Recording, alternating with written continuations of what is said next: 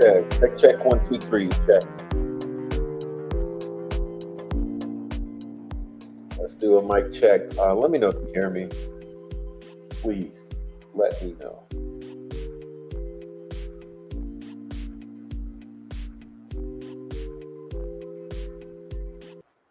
All right. Welcome, everyone.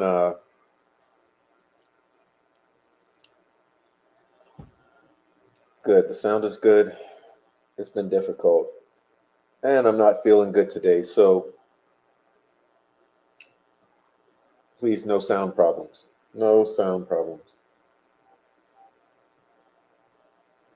All right. Welcome in, everyone. Let's say hello to the chat while I gather my senses here. Welcome in, meow, meow, whoever you are.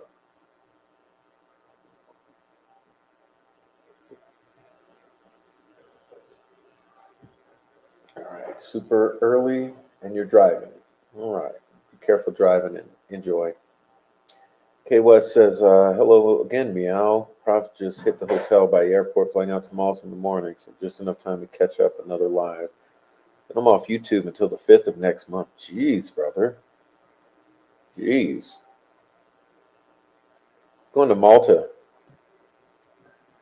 Hey, email me. You should be taking some video. You should be taking lots of photos and videos if you're in Malta. Heading out to Malta. Please email me. Maybe we can work something out. Some of the photography for me. Anyway, I'm glad you can catch this last one and we won't be freaking out wondering where you are for a month, but or a couple weeks. But yeah, enjoy Malta. August Barnes, welcome in. Welcome in, August. And Bobby Smith. Welcome in, Bobby. Bobby Smith, criminally focused, welcome in. On vacation, can't stay long. Pop in and say hi. Thank you, criminally focused. All right, Ellen West. Oh, welcome in, Ellen West. Good. Maybe it's evening for you. It's evening for us. Good evening to you. Yeah, please hit the like button. All right, Sweet Dude Shibby. What up, Sweet Dude? No homo. What up, Amy? Amy says hi, Prof in chat, and brings the flowers as usual. Awesome. Frenchie 6290, number 9, number 9, number 9. Let's go, Prof. What happened last night? Audio problems and attitude problems. I'm not feeling the best. Okay. Tracy Fleetwood. Welcome in, Fleetwood Mac. Welcome in, Tracy.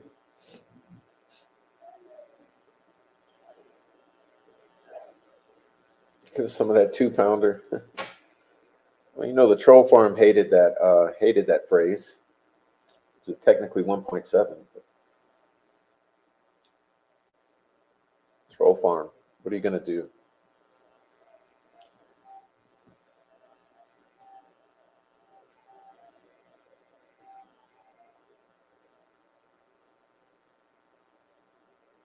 Oh, did Joe have a live? Did I miss it?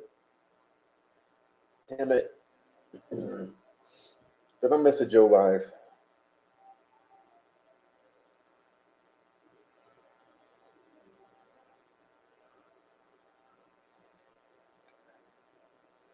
Perhaps I did. Oh, wow. Apparently I missed a Joe live, but oh yeah. Goals, credentials, and Holman's being called into question. Wouldn't you agree as much as the Bar Association? Hey, Megan Z, welcome in, Megan. Megan Z, welcome in. All right. Guys rolling on in here. Hey, for a baby daddy.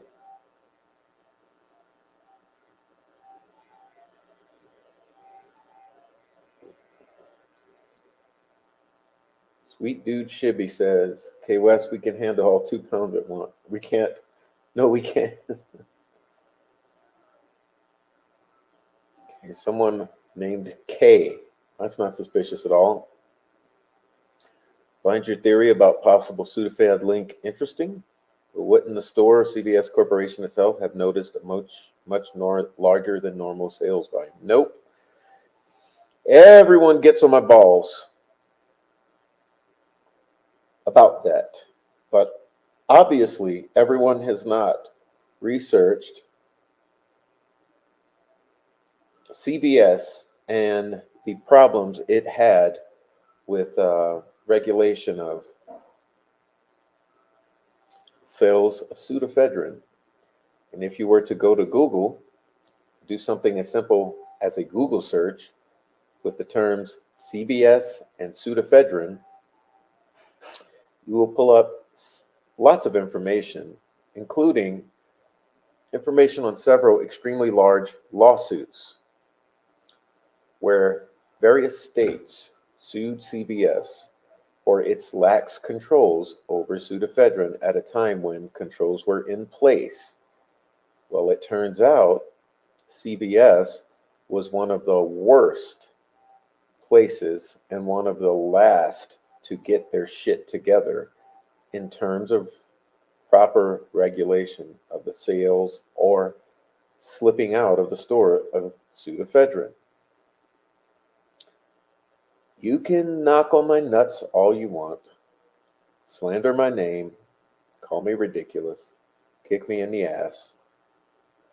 It's never going to change the fact that I know what I'm talking about. Yes, CVS had horrible controls over pseudoephedrine after the year 2000, when things should have been in place. They continued to let it slip between the fingers. And it was an epidemic nationwide, particularly for CVS.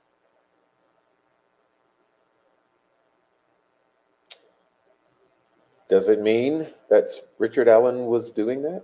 I don't know. Doesn't.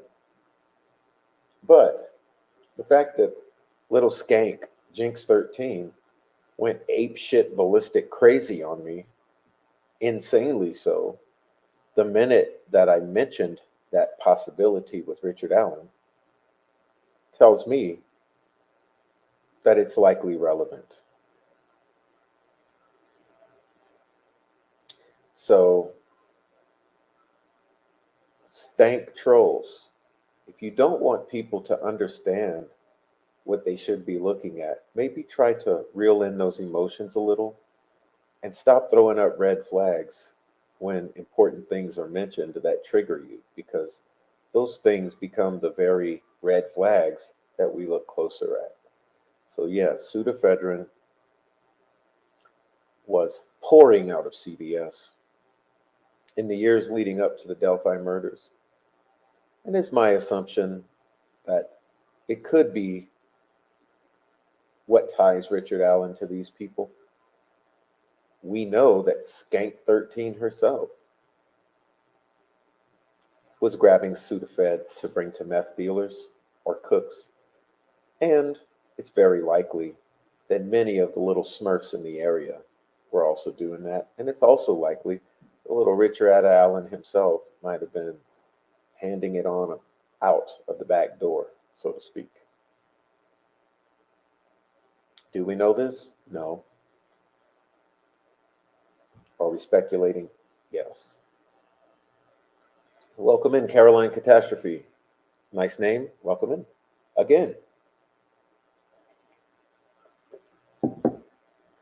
Treehugger 496. I had trouble connecting last night also. I clicked out and started over 2 or 3 times, but was not able to join. Yeah, last night was weird. There was some crazy echo that I've never had happen before, maybe once before. It just wasn't working. Let's see. It's a God thing. Says hello all. Well, hello to you. Hello. All right, guys.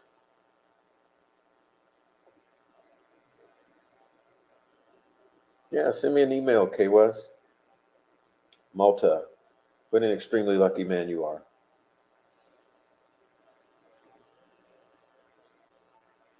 All right, can't cover it all. Thank you for wishing that I feel better. I hope I feel better too. Positive note, I have been getting lots of great things done, personal business affairs. So lots of things have been working out and I'm getting work done, but I'm not feeling my best and not too excited about Delphi shows. Not while I'm on holiday, brother. I want to enjoy my time, take some wonderful photos, and film a bit on the island. So I'm dieting on the tubes.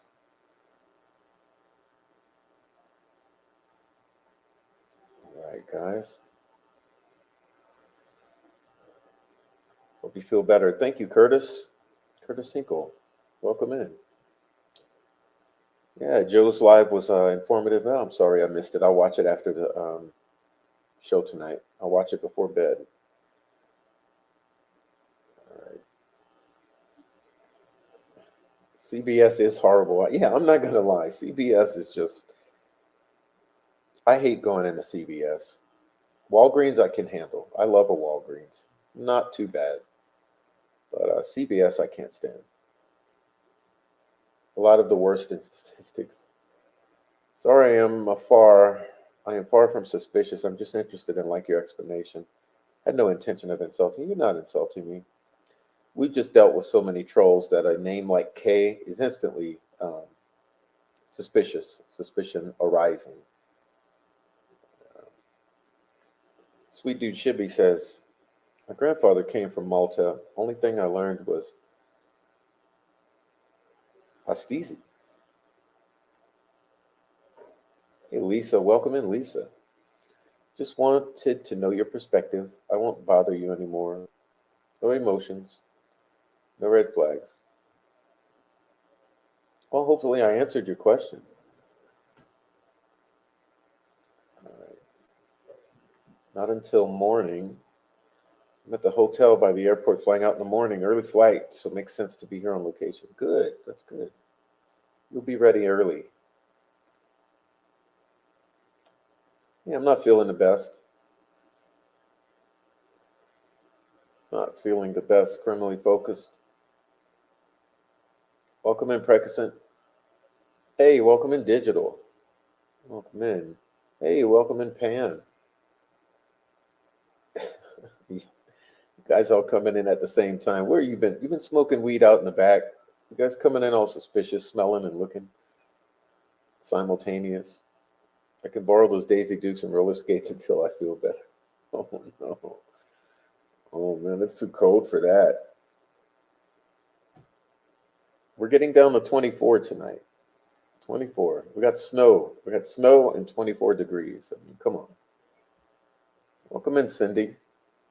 Cindy Goddard. Welcome in.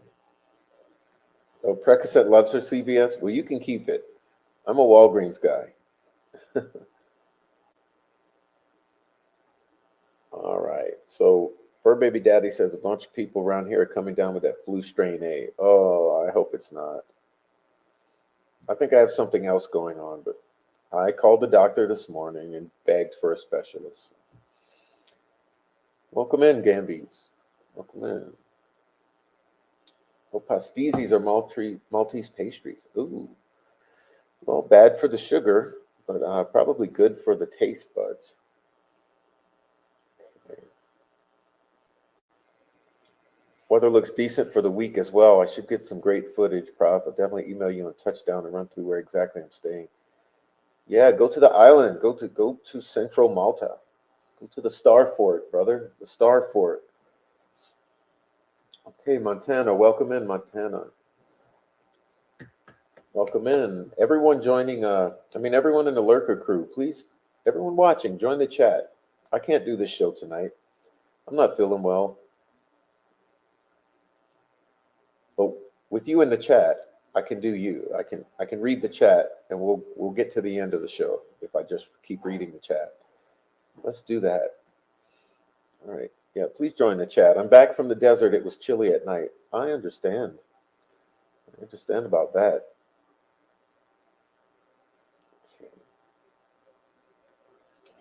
We have 80 degrees one day, snow and ice the next day. Just about over here, same deal. My focus had the flu. Oh no. Oh, stay away, stay away, stay away.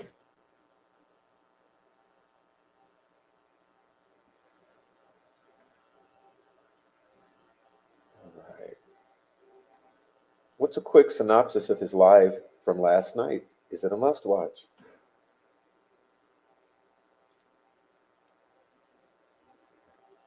I do. Do you want to mop the floors?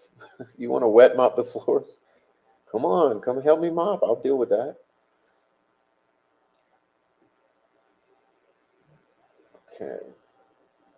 Shay Watson says, "Hey everyone, hey Prof." Well, hey Shay, come on in. Hey, Old Mort, New Mort.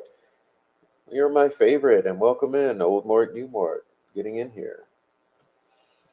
Hey, good to see everyone. Hey, hey, look, here's what's exciting. We got a document to read. Here's my balls for baby daddy. Keep your balls to yourself, please. Everyone I missed. Yeah, me too. Me too. Fur baby daddy's laughing. How is the weather in Colorado? Snowy and freezing. Neighbor told me 24 tonight, and I verified with Weather Channel, so I'm not excited because I didn't want any more heaters on. Apparently, it snowed in LA. Oh, where the hell is Shiraz? I see someone referencing Shiraz. Where's Shiraz? I don't see Shiraz. Well, that's going to break my heart. I like when Shiraz comes in.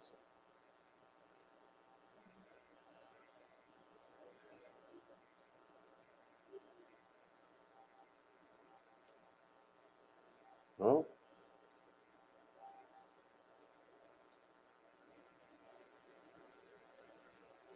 well, where the hell is Shiraz? No, I don't like that. There's no way I skipped over Shiraz. Let's see. Cindy Goddard, thank you for wishing that I feel better. Welcome in, Cindy Goddard. Yeah, I see no Shiraz. Someone delete his comment. Oh well. Yeah, I'll just stick this up there because I like this one. Good to see all you lovely people.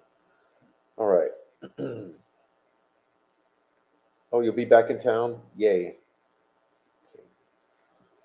Yeah, it snowed. It snowed. It's the day before, and it's gonna snow tonight. It snowed all day in the mountains. On the horizon, I was watching all the mountains.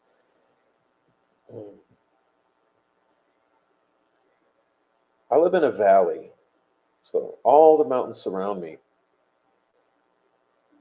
On days like today, it snowed all day in the mountains, so I could watch the mountains, but not a lick in the valley. Hey, there he is. Welcome in, Shiraz. How the hell everyone says hello to you, saying hello before I see you, and now I see you.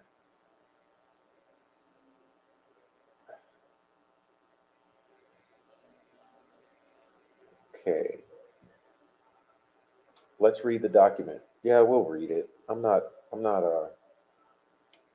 too excited. Hey, oh, did you delete it? Is that what happened? Don't be dirty deleting over here. Hi, Noe. I don't have to cut my finger to have typos. Is this live or a rerun? Well, it depends on when you're watching it, Michelle. It's live now. But if you watch it tomorrow, it'll be a rerun or replay. It's easy to tell. Look, if it says live, it's live. If it says premiere, it's a replay. All right, guys. It's the changes in weather. No, it's more than that. It's more than that with me. Welcome in, Rebecca Ann. Welcome in, Rebecca. All right.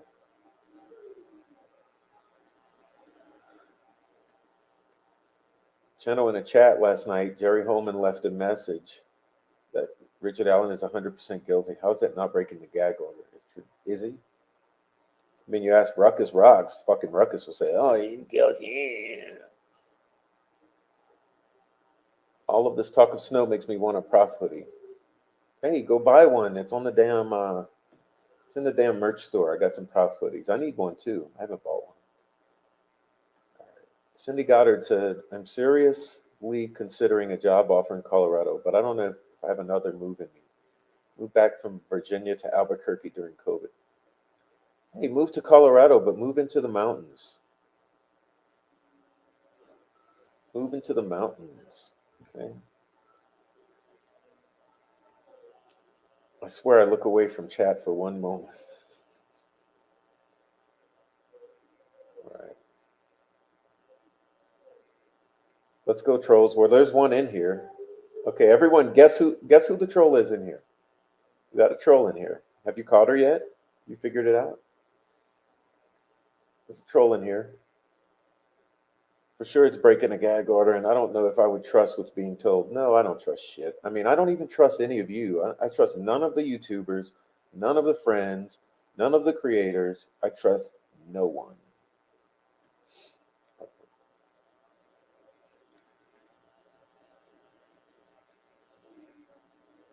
Hey, no way. I heard you're from a border town. Me too.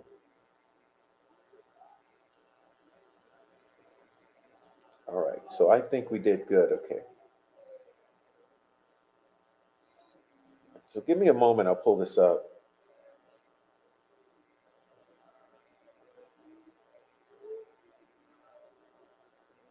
All right. Just a moment.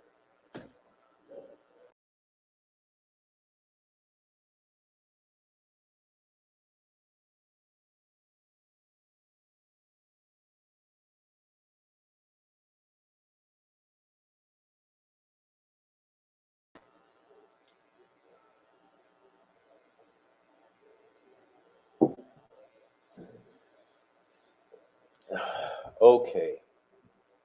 Now, this is a lot, okay? Because I'm not feeling my best, we'll probably go slow. Normally I blaze through these, but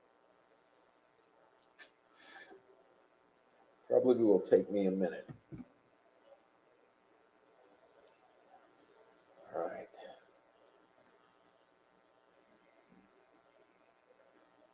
Hey, welcome in, Marianne Foster.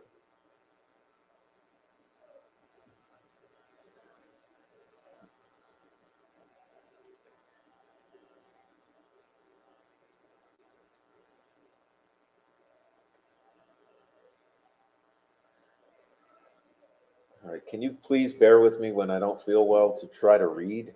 You ever try to read when you're not feeling the best? All right, so let's get this going. What up, Marianne Foster? I see you. What up? Thanks for coming in, Marianne. All right. All right. Thanks, Digital. All right, now let's get into this.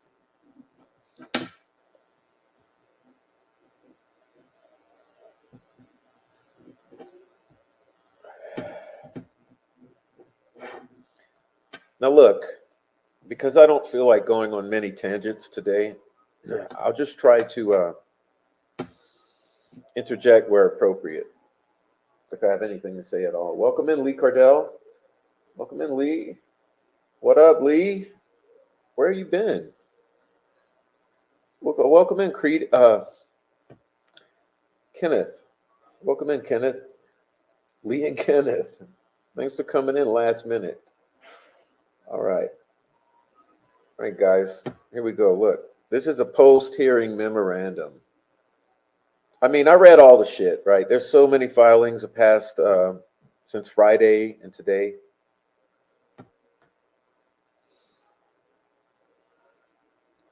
I read it all. And this is the one that's actually relevant, okay?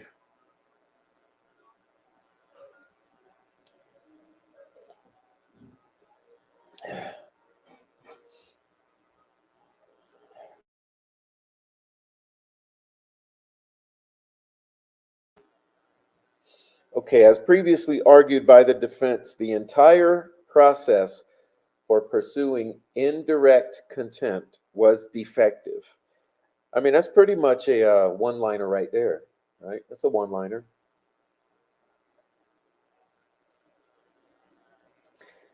I mean, let me just, okay, I said I'm not doing tangents. I'll just start with a tangent.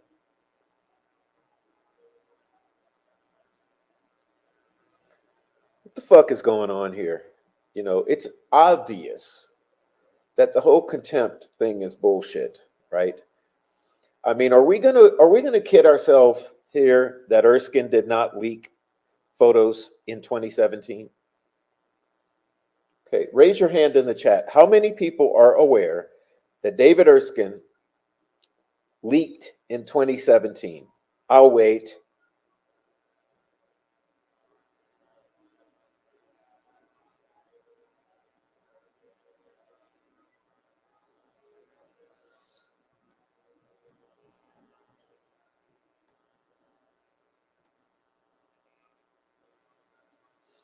Erskine leaked photos he took in 2017. Guess who's the best friend of Erskine? Mark Robert Cohen.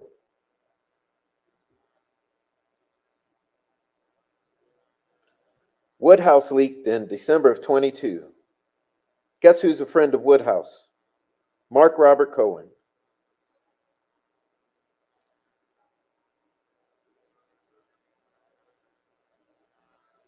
Fortson leaked a little something in 23. Guess who's friend of Fortson? Mark Robert Cohen. Mark Robert Cohen is part of every leak. Got it? Okay.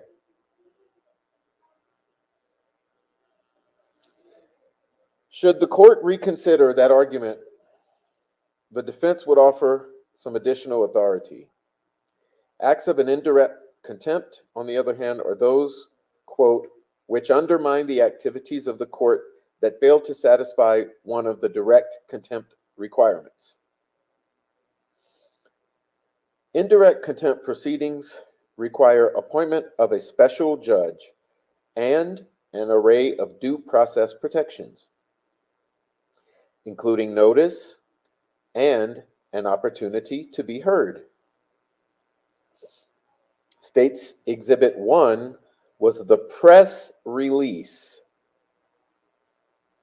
from the defense that the prosecution alleged constituted indirect contempt. Mr. Razi testified as to three legitimate purposes of the release. One, to put an end to the incessant and inordinate requests from the media. Two, to respond to the torrent of detailed information disseminated by state actors and family members. See Defense Exhibit T, which identified over 130 press conferences, press releases, or media disseminations.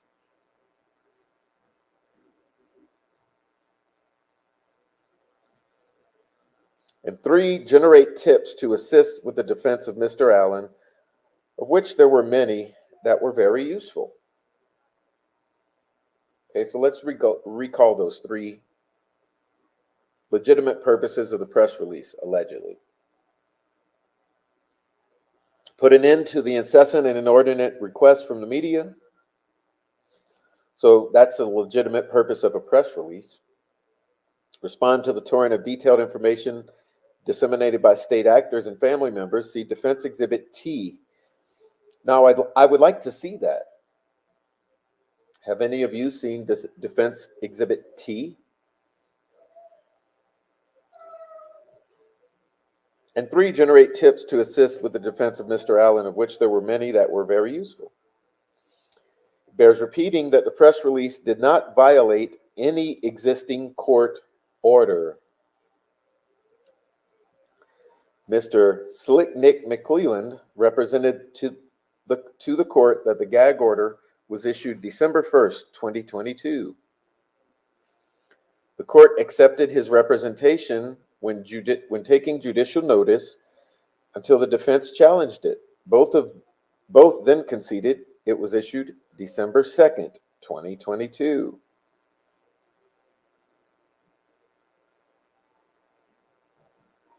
It is understandable that Mr. Slick Nick McClelland and Judge Francis Gall may have taken umbrage at the press release due to prior unrecorded conversations in chambers.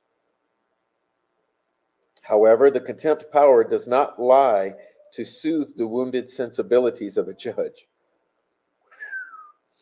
And that's a quote from Grimm versus State. Let's read that again. The contempt power does not lie to soothe the wounded sensibilities of a judge.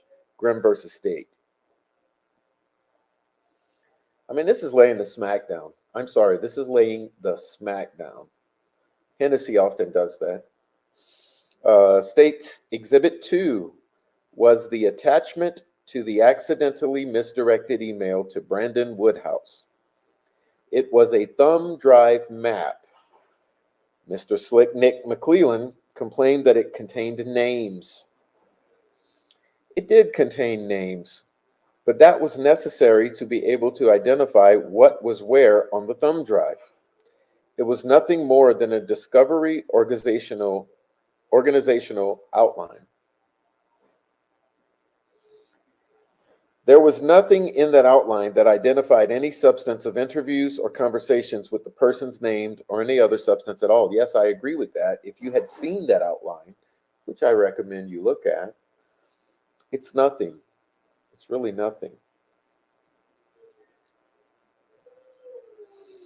Compared to the leaks of 2 entire probable cause affidavits, which contain details of the investigation, the disclosure of discovery of a bullet and a gun, and others, the thumb drive map was insignificant. Well, yes.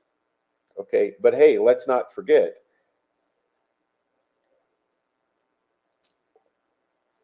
Every time there has been a major leak in the Delphi murders case, who has been at the center of it?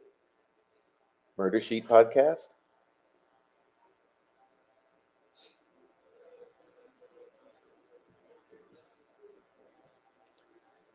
Mr. Slick Nick McClellan argued that was a violation of the protective order.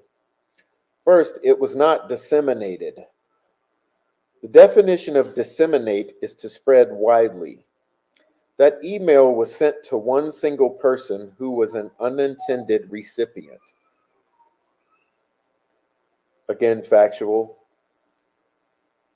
The evidence showed that Mr. Baldwin contacted Woodhouse within an hour to have him delete it. That I did not know. I did not know that fact, but that's commendable, is it not? Within an hour.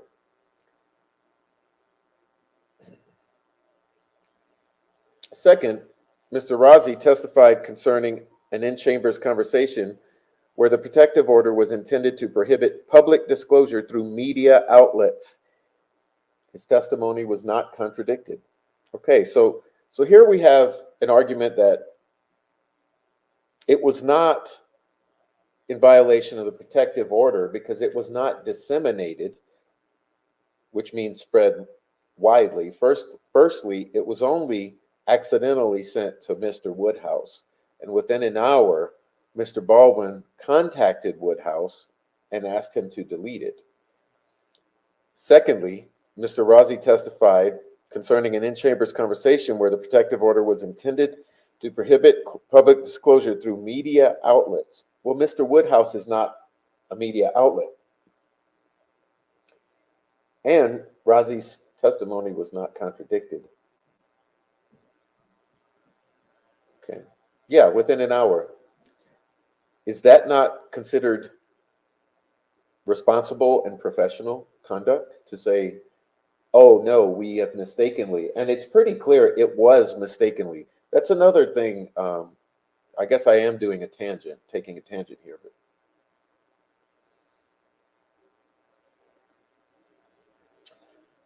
who here does not believe that the sending of this outline to Mr. Woodhouse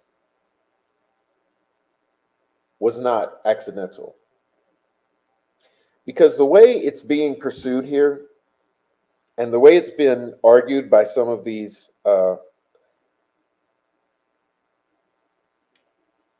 prosecution shilling YouTubers is as if it was intentionally sent to Brandon Woodhouse. Is it not the consensus, even among the court, that this was indeed accidentally sent to Mr. Woodhouse? It appears to me to be matter of factual and pretty much a consensus even within the court itself that this was indeed accidentally sent to Mr. Woodhouse. Okay.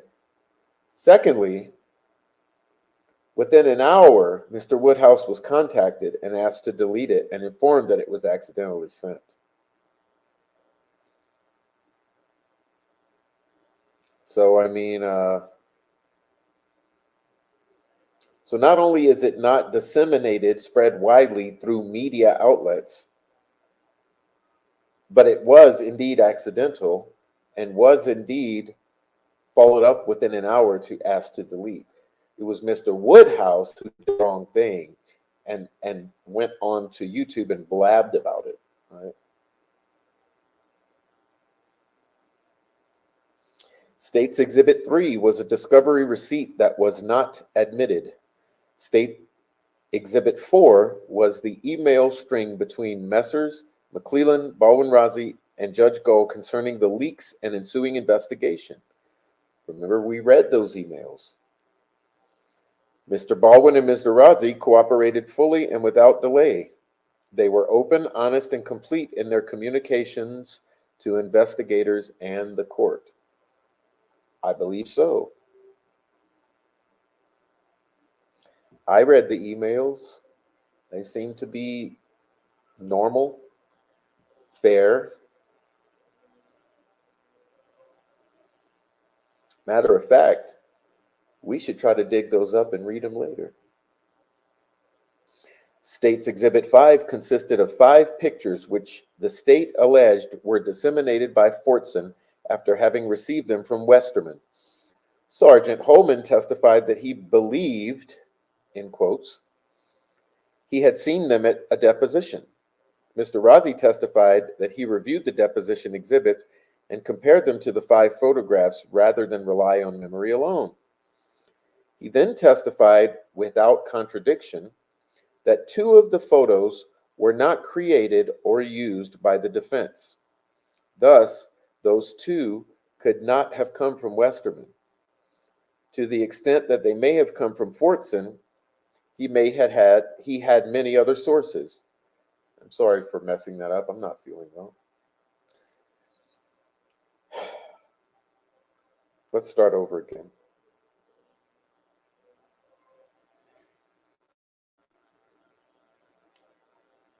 To the extent those 2 photos, which were not used by the defense, may have come from Fortson, he had many other sources, as confirmed by State's Exhibit 6, which was 143 pages of Fortson's communications. The remaining 3 photographs were not offensive and would eventually be public. It was not dissemination of damaging information. The evidence disclosed many sources of the photographs that were never investigated. Oh, but we don't want to talk about that. We don't want to talk about Murder Sheet. We don't want to talk about Dickie Smallballs, aka Richard Lee Snay. We don't want to talk about Ruckus Rock's Mark Cohen. No, we want to put this all onto Westerman and Rozzi and Baldwin. Well, it will become more and more clear for you that these photos emanated from multiple sources. Remember, Erskine took photos in 2017 and shared them. Woodhouse in December 22 leaked information. Fortson, Mark Cohen, all the fucking YouTubers. Okay, can we be real here? The remaining 3 photographs were not offensive and would eventually be public. It was not dissemination of damaging information. The evidence disclosed many sources of the photographs that were never investigated. We should put that in bold.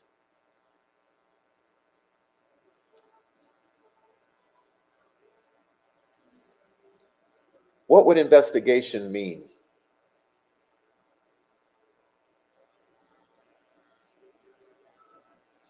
Investigation would mean digital forensics. You take the phones and the accounts of the individuals in question, you investigate them. Investigation is not asking someone who sent you the photos and them telling you an answer and you believing it. Okay?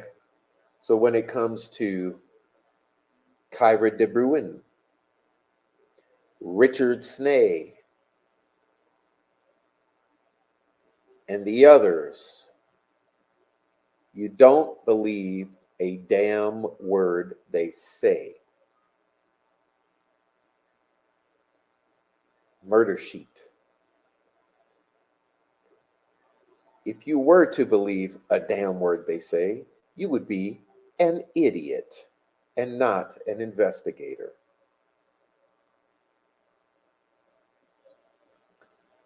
Once again, the evidence disclosed many sources of the photographs that were never investigated.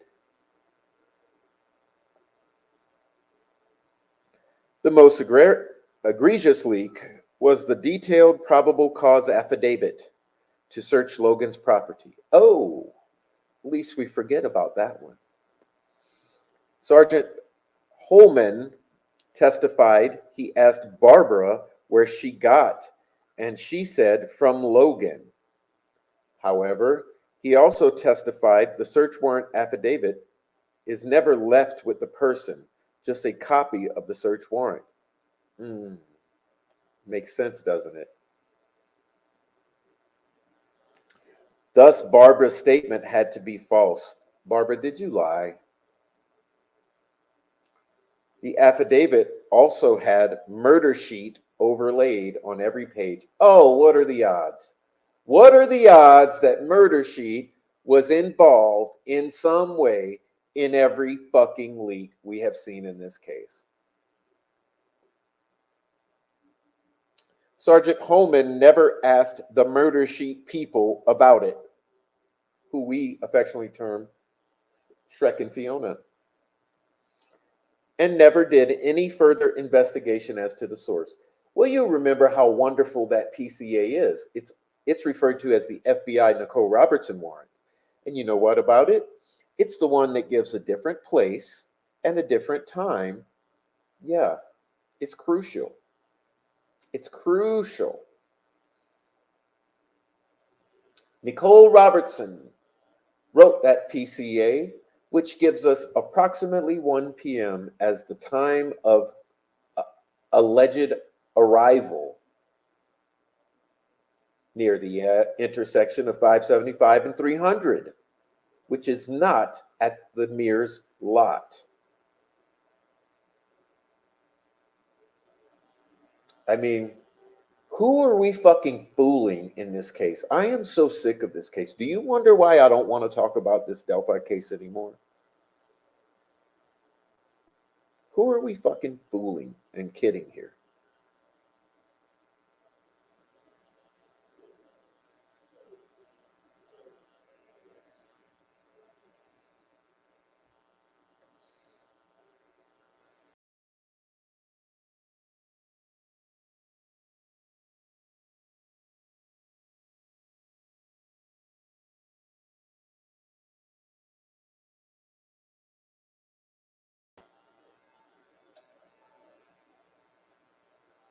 State's Exhibit 6 was 143 pages of Fortson's communications. Rest in peace, Mr. Fortson.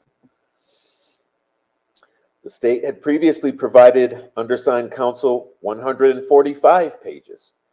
At no time did they disclose what pages were removed or why. So 2 pages missing. Not once. Okay, here's where you perk up your ears. Okay, this is where you listen. Not once did Fortson identify Westerman as his source. Not once did he describe any direct contact with Andrew Baldwin. So here we go. Not once did Fortson identify Westerman as his source. Not once did he describe direct contact with Andy Baldwin. Not in person, not by phone, or any messaging app. Parenthetically, it says, see Appendix 1, and we will.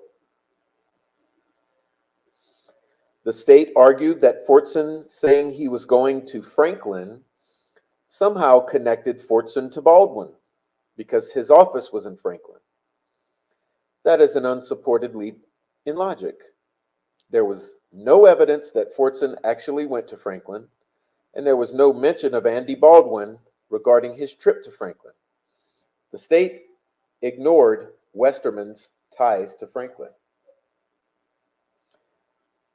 And do you know who happens to all live within minutes of each other? Put it in the chat.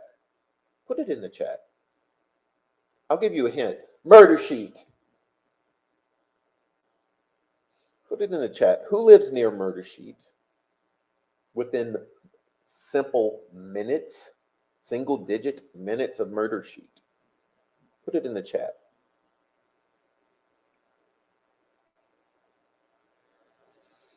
Throughout the 143 pages admitted, there were only 4 references to Andy. The first was that they may have Messer's phone. She tried to give it to Holman, but he ghosted her, so she gave it to Andy. No source was identified for that information, and it was not attributed to Andy. The second was that Andy had audio of Professor Turco's statement. The third was that the judge was setting a suppression hearing, but Andy is seeking clarity. Those 3 references did not identify the source of the information, and it was not attributed to Andy. The last was that he's going to be with Andy tonight.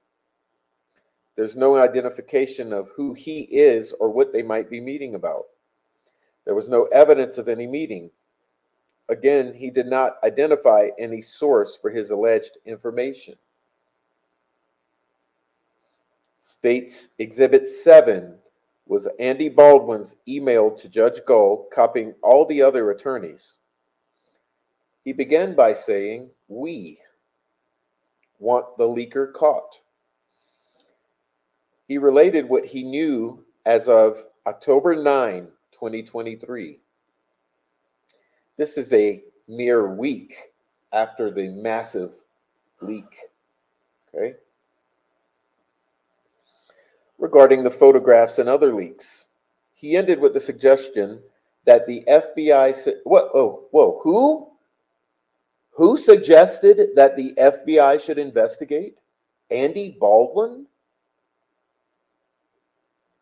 Does it sound like he would have something to do with this? If he had knowingly, intentionally, or willfully participated in any dissemination of any photographs, he would have never suggested the FBI investigate. Okay, so let's see this about Andy Baldwin.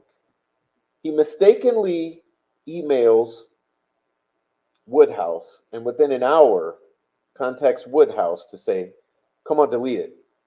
Okay?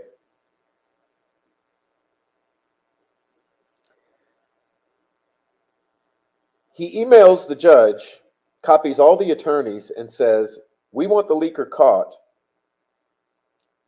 And he suggests that the FBI should investigate.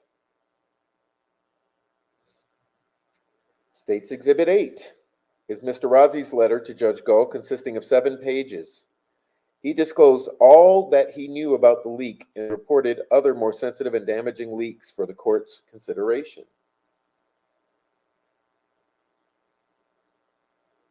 State's Exhibit 9 is Mr. Westerman's affidavit, which clearly establishes that what he did was not known by Mr. Baldwin and that Mr. Baldwin did not participate. Yes, and also remember, Mr. Holman referred to him as the victim of Mr. Westerman. He admitted that what he did was without any authorization whatsoever. This is Westerman saying what he did was without any authorization. Mr. Baldwin was the victim of Mr. Westerman in this.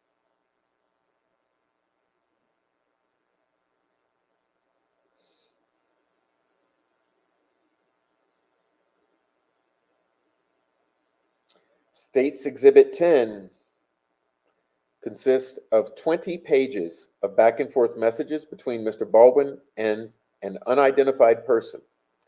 The state alleged that person was Mr. Westerman.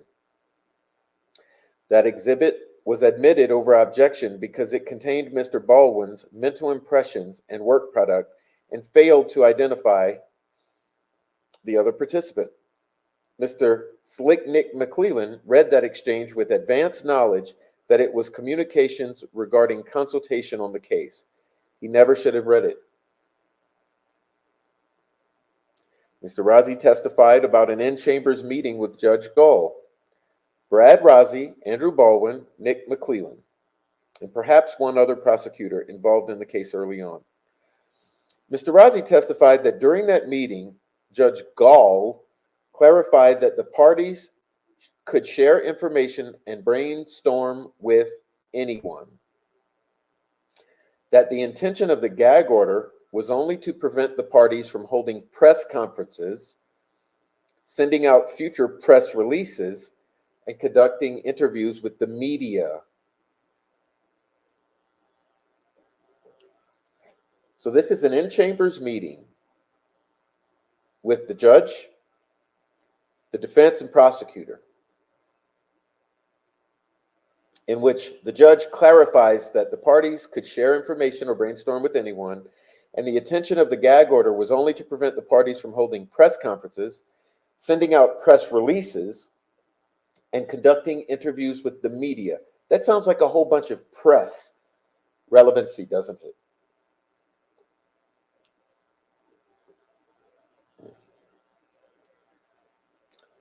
The testimony was uncontracted.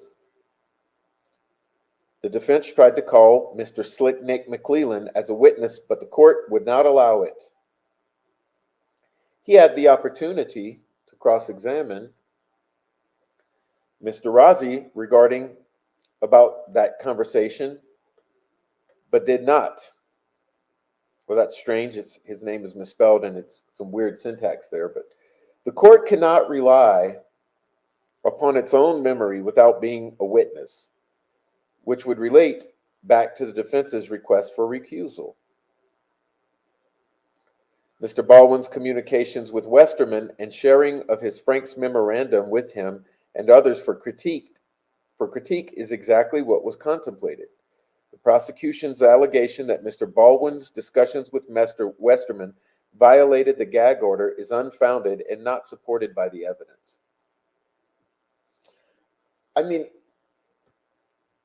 once again, the voice of reason is just consistently absent from any discussion of this case. But is it not clear that Nicholas McClellan is really reaching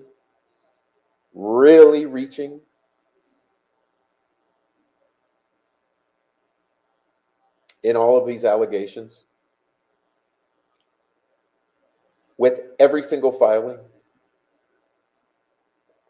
Additionally, Sergeant Holman and Mr. Mullins, wow, those are two winners. Those are two fucking winners. What have they hidden? Doesn't it, as you read through all of this, doesn't it seem like they have intentionally hidden things and obstructed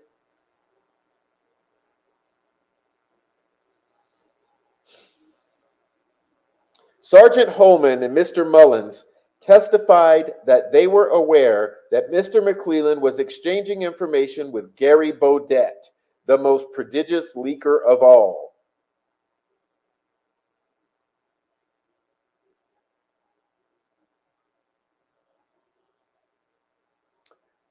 Sergeant Holman and Mr. Mullins testified that they were aware that Mr. McClellan was exchanging information with Gary Bodette, Big Slavs, the most prodigious leaker of all. The court would not allow evidence of the substance of those communications. Oh, you remember that. See, that happened a week ago, and everyone closed their ears, eyes, and mouth about it. They played the three fucking stupid monkeys. Okay? They played three monkeys. And the judge sustained those objections from McClellan.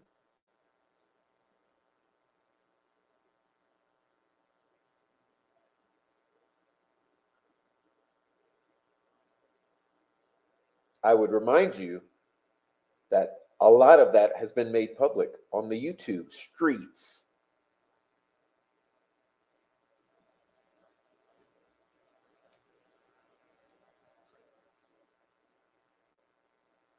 However, Judge Gall sustained those objections of Slick Nick, who did not want his own bad behavior put out there for the world to see.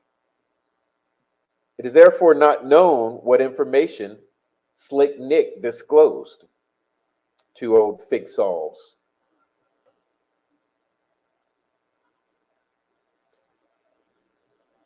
It would have been relevant and probative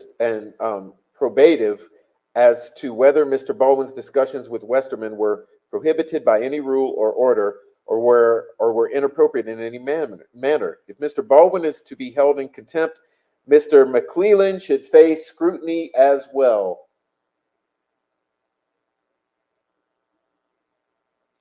Big Sauls. I told you, me one them oh.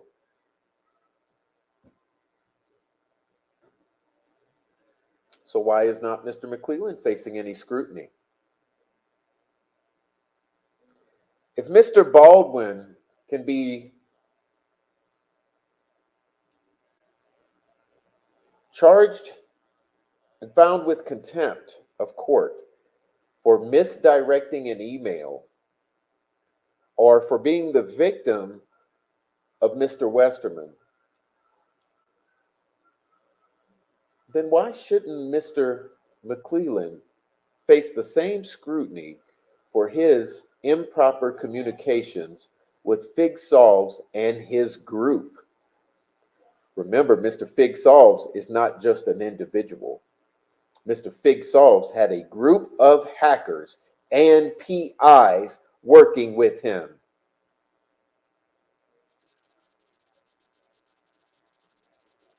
Isn't that right, Ruckus?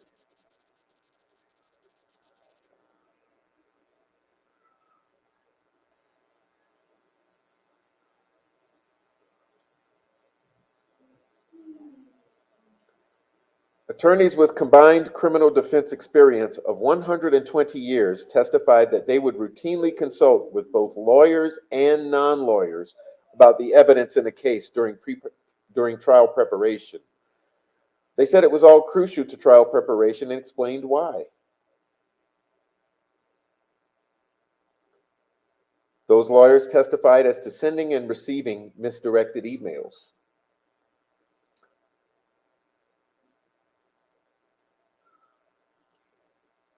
They confirmed that they would address those mistakes exactly the way in which Mr. Baldwin did. They also testified, contrary to Mr. Slick Nick McClellan's argument, that Mr. Baldwin should have reported to him and the court, that it would not cross their minds to report such events to a prosecutor or judge. Notably, there was no evidence of any obligation for Mr. Baldwin to report the accidentally misdirected email to the prosecution or judge. Yes, it's not in the rules. It's not a rule. Furthermore, he had taken immediate corrective action within an hour and reasonably believed that it had been resolved. Yes, how was he to know that Mr. Woodhouse would go on a tear on YouTube?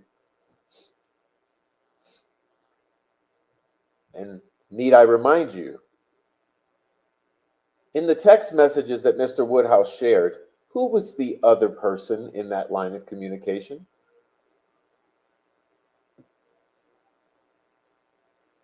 Who was the other person in those text messages that Mr. Woodhouse shared? I'll wait.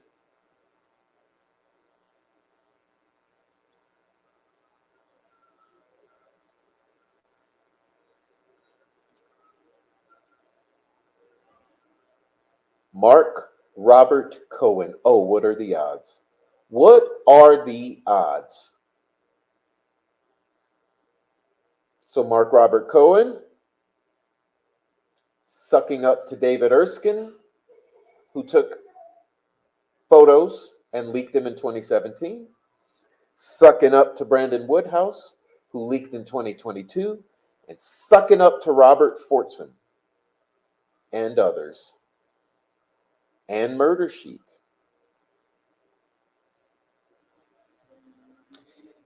Each of those lawyers testified that it was standard practice for criminal defense attorneys and their regular practice to establish a separate area in their offices to spread out the discovery and anticipated evidence for trial preparation.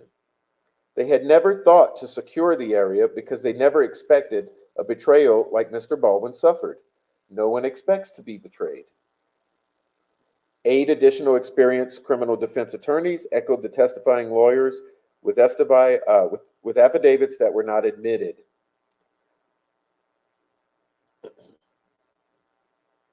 Sounds like Mr. Westerman holds a lot of the keys to this mystery, doesn't it?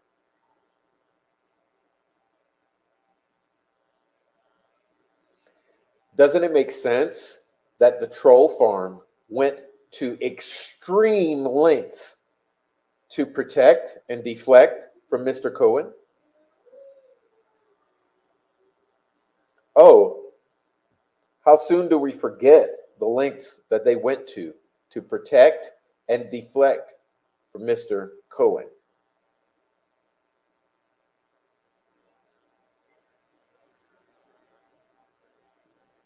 What did they do? They took old pictures of his daughter when she was sick. They spread those pictures around and said, how dare they question Mark Robert Cohen? Look at his sick daughter. How dare they attack his sick daughter? And they put old photos of the daughter, when no one at all was attacking or questioning the daughter or her sickness from years prior. No. What they were doing, myself included, we were questioning Mark Robert Cohen, and we were questioning the money that raised red flags. The $2,500 that seemed extremely suspicious in its timing.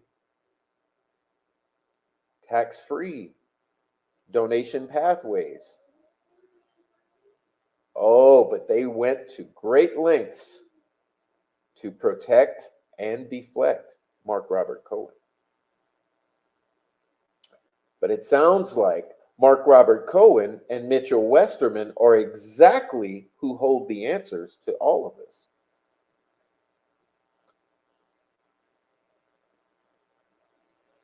And I would also say David Erskine. Snay and Murder Sheet. As I've said before, they all know what happened, and they are despicable for not stepping forward and clarifying what has happened. The court declined to hear testimony and admit documents of much more detailed, serious, and damaging leaks. Yes, from the Prov, from Skip, i.e. Stephen. Oh yeah, the court denied, did not want to see or hear any of that. It has been preserved in the record, though. Those leaks were purposeful and willful. The defense renews its plea for the court to consider such evidence when contemplating whether Mr. Razi or Mr. Boeing knowingly, intelligently, or willfully committed indirect contempt beyond a reasonable doubt. The Indiana Supreme Court in State versus Shoemaker said that the appropriate standard in an indirect contempt proceeding is beyond a reasonable doubt. The court applied the beyond a reasonable doubt standard in Indiana re Perillo 270, Indiana 390, 398, 386.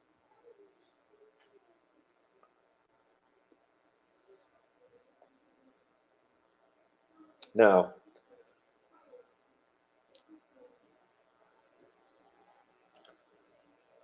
it's not it, guys. Unfortunately, it's not it.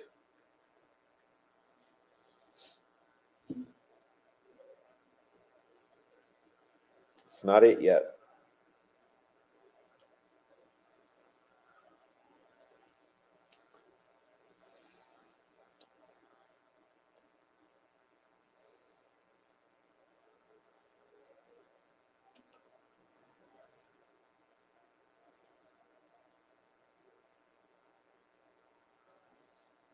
Now,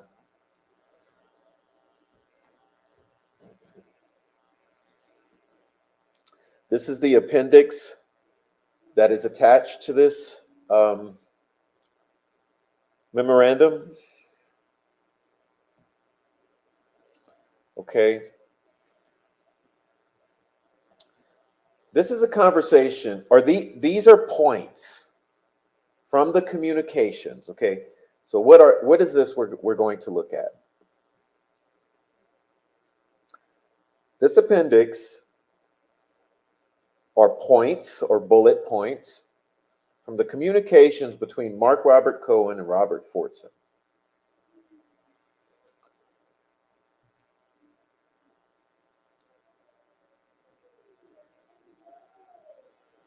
Is everyone clear on that?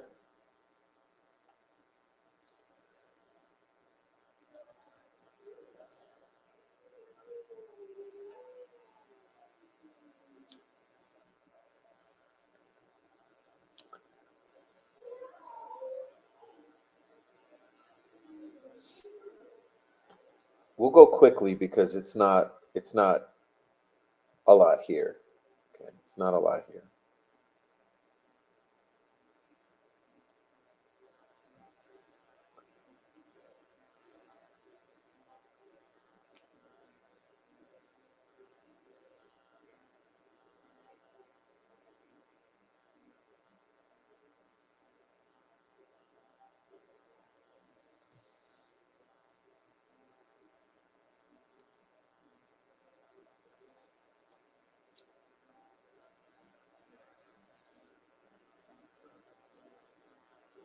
I don't even want to read through this.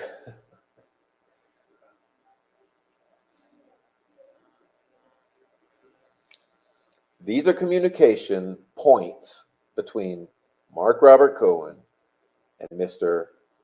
Deceased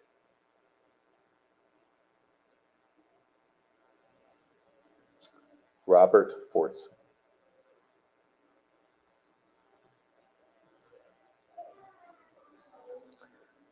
Blood at the base of a tree to the right. I don't have the pic, but I would assume so. References to blood at the Webbers. Yeah, the whole bullshit with the references to blood at the Webbers is they say they got both girls' DNA and an unknown male. That's unusable. This is what the bullshit they say is. Which means it ain't Richard Allen's, or at least it for purposes of being able to prove in court, it can't be proven to be Mr. Richard Allen's.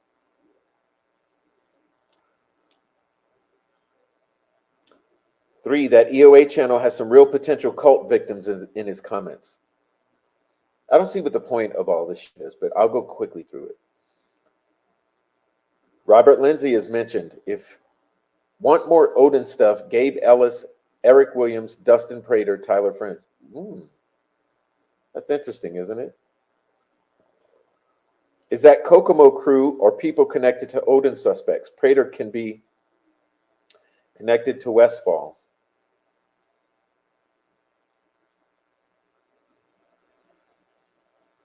Okay.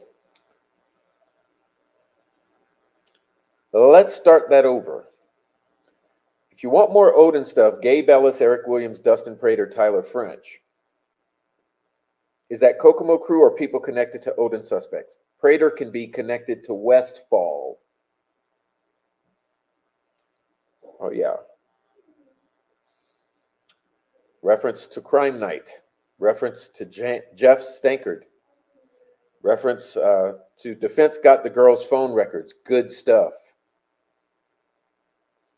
Tell you what, these assholes talking about these murders really grieve me. Really grieve me how excited they get over the fucking murders of 2 children. Good stuff? Really? Good stuff, you fucking freaks? Defense got girls' phone records. Good stuff. Yeah. Which one of them said that? That's fucking disgusting, Mark Robert Cohen. Law enforcement declined to look at video footage of business by the Mears entrance. Personal dark horse. Jerome Weiss. Well, I agree with you there, whoever the fuck said that. Agree with you there. May have Messer's phone too. Tried to give it to Holman, but he ghosted her, so she gave it to Andy. No, they do have Messer's phone. Just watch the Brandon Woodhouse YouTube. I assume that is you on there. Oh, that must have been Fortson asking Cohen. Clutch just blamed the family for it, said Cody Patty would be taken to fall. Well, blaming the family, yeah, that's a phrase you guys like. Because anytime someone comes with some reasonable hypothesis or observations about the family, you call it blaming the family. So yeah, Clutch mentioned Cody Patty. I guess that's blaming the family. Well, guess what? I do too. Fuck Cody. Andy had audio of Professor. This is the opposite of what Sergeant Holman said. Professor said the opposite of what Holman said he said. Judge going to set a suppression hearing, but Andy is looking for clarity. References the interview with Professor Turco. References Jennifer Scully. Screenshots. Like, what the fuck is that? Screenshots. Number 17. I like the delusion about how much a picture of Keegan Klein is worth. Ha ha. Picture of ruins. Woodhouse sent that. You mean runes. Screenshot of Clutch's theory. Then more Clutch. Clutch, Clutch, Clutch. Yeah, Clutch who doesn't say shit for like every 6 months. She and Kelsey both communicated with Shot's account. Ah, sounds like a little proof. Sounds like a little something of substance there. Sounds like a little something of substance there. Former mayor working for McClellan has Odinist ties. You don't say. You don't say.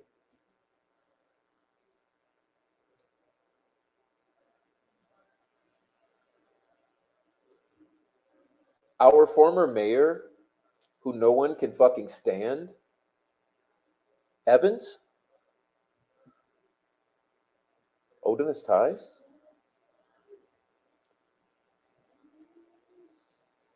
Who is Max S? Well, that's Snowburger. Max and Jimmy Snowburger. You should ask them what the fuck happened on that creek. Ties to Garrett Kurtz, not Cruz. Garrett Kurtz. Child molester Marco Salinas got nudes of both, communicated with 2 accounts from Klein's Dropbox. Well, that's a new one to me. That's a new one to me.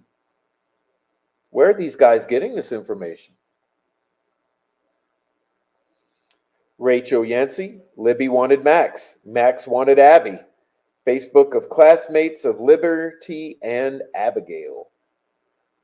You should ask those Snowburger kids what happened to those girls. Marcos Salinas tied to Keegan Klein's Dropbox. Yeah, who else is tied to that Dropbox?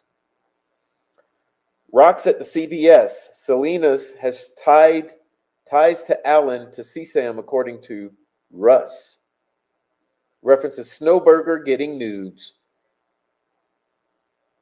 You should ask Jimmy Snowburger what the fuck him and Garrett Kurtz and them boys used to do on that creek, and what the fuck happened to Abby and Libby.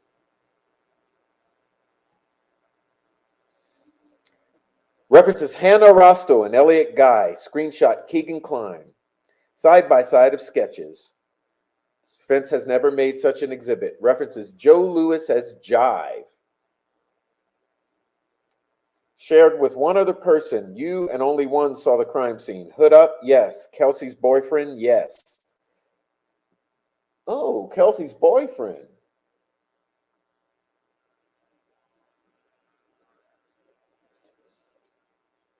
That's been mentioned many times before.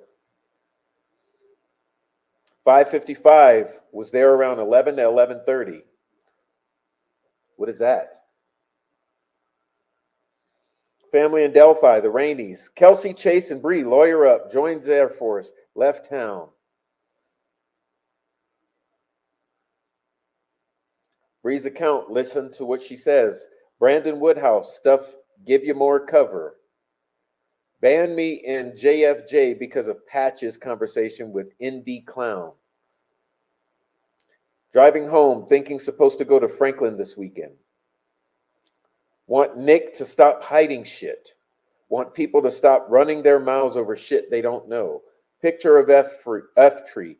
Post screen, not mine. Snay going to be mad at you. I'll go visit him and smarten him up. Oh, but Snay's not involved in anything ever. Oh, no. Journey banned me for no reason. Banned from posting facts. References to Barbara. Picture of F tree. Has full picture with evidence label. Oh. Oh. Interesting, because evidence label meaning comes directly from law enforcement. Well, that's funny, because as we've been investigating these crime scene photo leaks, there's several indicators that something's coming, some things are coming directly from law enforcement. Why haven't these leaks been properly investigated? By properly, I mean digitally, forensically investigated. Picture of the F tree has full picture with evidence label. Wants to clear up false information. Abby's grandma said thanks.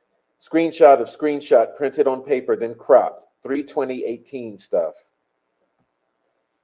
Wow, that's interesting too, because we've been noticing some anomalies with the various versions of the leaks that are floating around our chat. Remember, Baldwin suggested to the court that the FBI investigate the leaks. And what happened instead? Holman talked to a few people.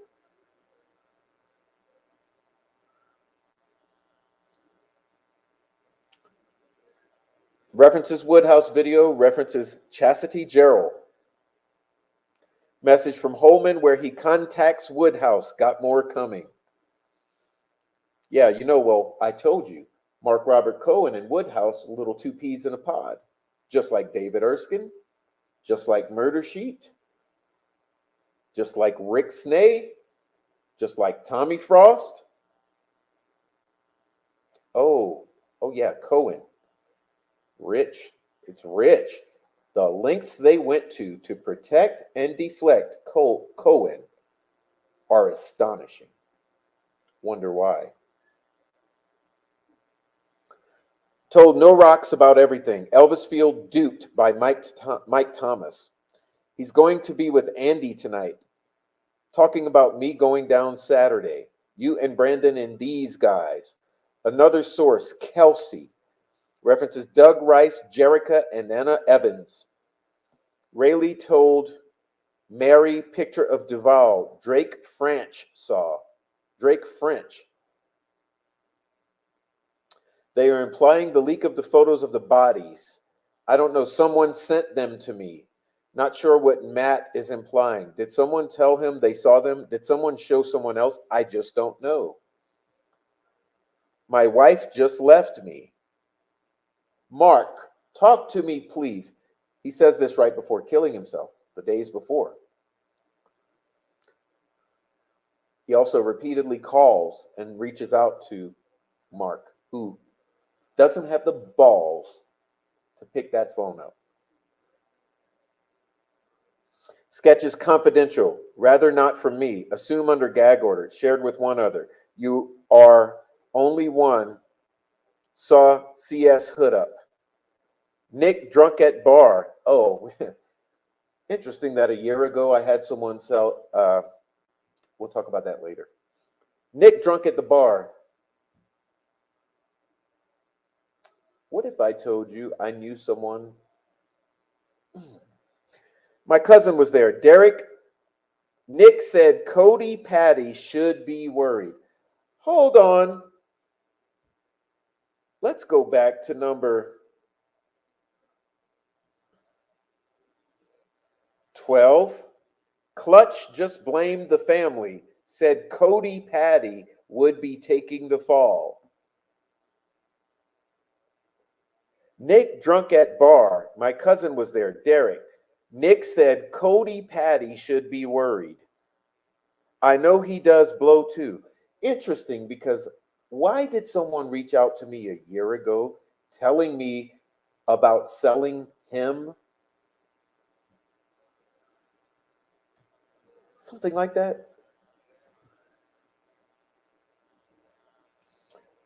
Are you going to realize it? I can't. Release it? I can't.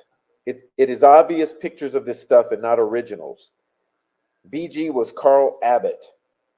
Carl Abbott, owner of a funeral home. A series of pictures not related to the defense.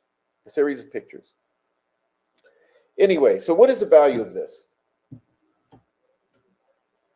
Well, all of this shit is just some hearsay shit between Cohen and Fortson. That's what the value of it is. Worthless. However, you and I know that within that worthless, legally worthless hearsay, there are nuggets of truth.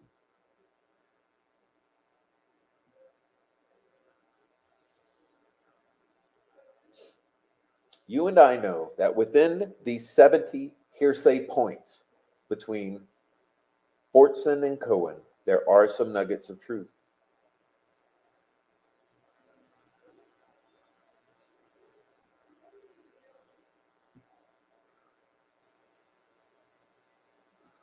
So, seems like several times now we have the family brought into this conversation.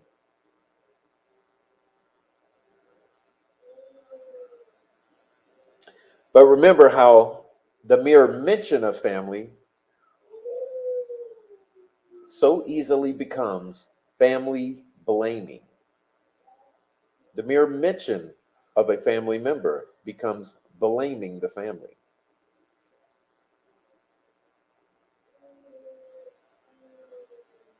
Why? It's just like the mere mention of Robert Cohen and the receiving of money that looks questionable instantly becomes attacking his sick daughter. The mere mention of Mark Robert Cohen, taking money and being at the center of all of the leaks over the years instantly becomes attacking his poor sick daughter.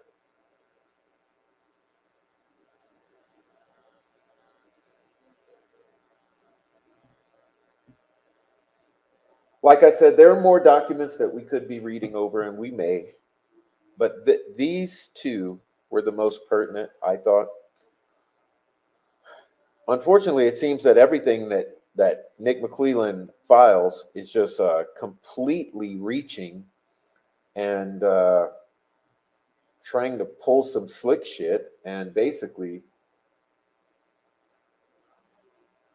it seems like it borders on malpractice or something. Remember little Frankie alleging that Tyler Carpenter is the person behind the 2,000 anonymous dollars in Mark Robert Cohen's GoFundMe. And we know that Robert Fortson is behind the $500.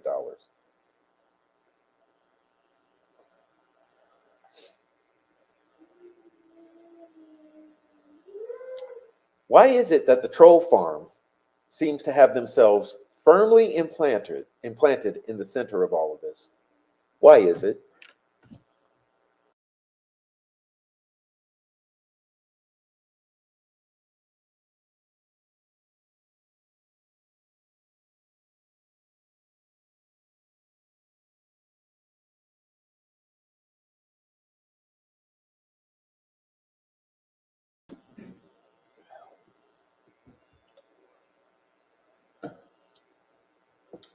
All right, so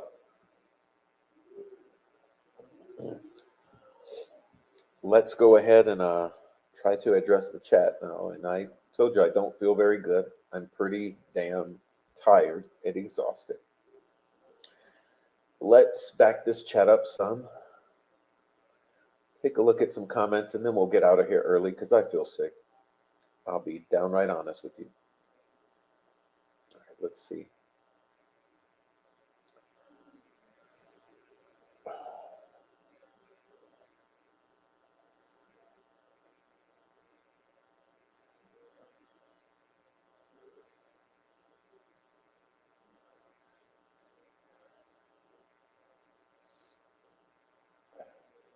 Let's start with this one. Oh, welcome in, Gen C. I'll start with this one.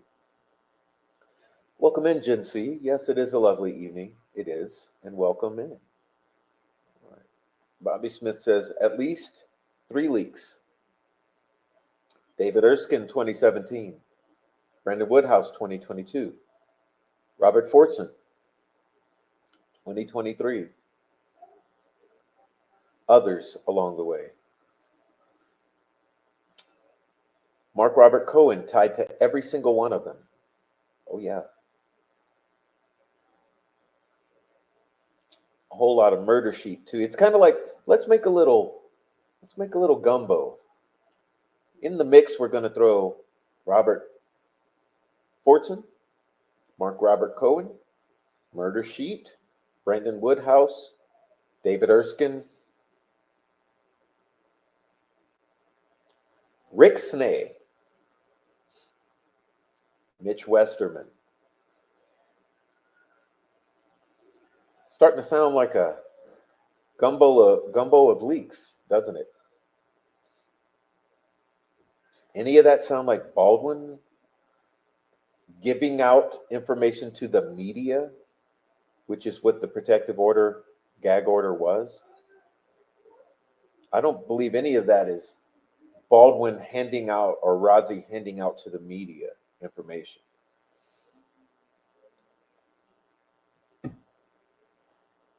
Sweet Dude Shibby says, I think Fish, Chris Todd, Frank Meister Prosecutors Podcast passed on body photos because the price was too high. Yeah. Yeah, well, we know who could afford them. And like I said, little Frankie seems to have perhaps figured it out. Most people don't realize how closely Snay, Murder Sheet, Westerman, and Fortson lived from each other within minutes.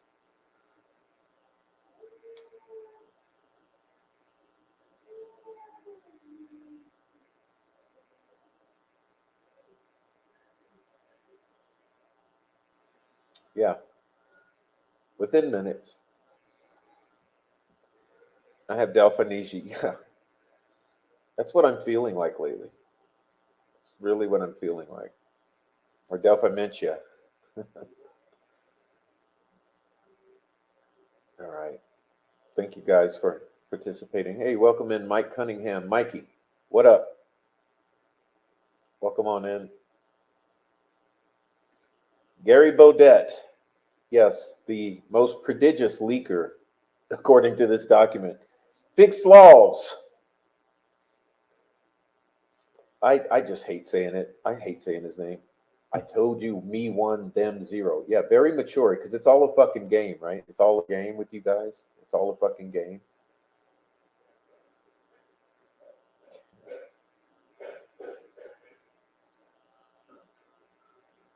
Tracy Fleetwood. Okay, how'd that investigation into leaks really go? Yeah, it was not an investigation.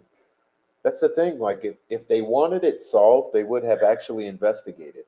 And if anyone cared, the FBI would have investigated, like Baldwin suggested. It's a shame that we can do more to solve the leaks than these ISP. I mean, what the hell's going on when we know more about the leaks than the ISP? Can someone explain that? Do they not want to know about the leaks? I mean, if you ask Rick Snay who gave him the photos, do you actually think that's an investigation?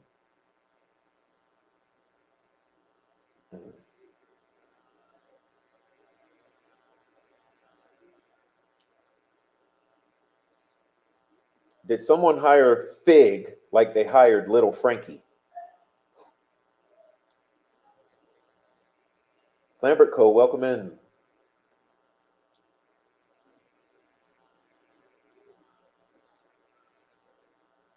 They all stink. Yeah, they do.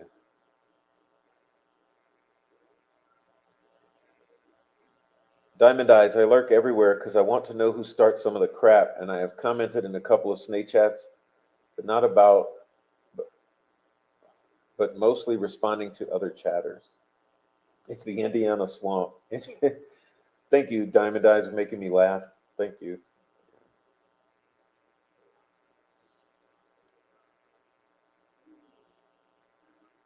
Okay. Snay was crazy since trying to fight Kevin Greenlee. Yeah, fucking idiot. Okay. So did Mark Cohen's dad know Diener or Gull? How did he get the pics? Hmm. Good question there. Is a God thing. The Oscar for the Best Drama King 2024, Rick Snay.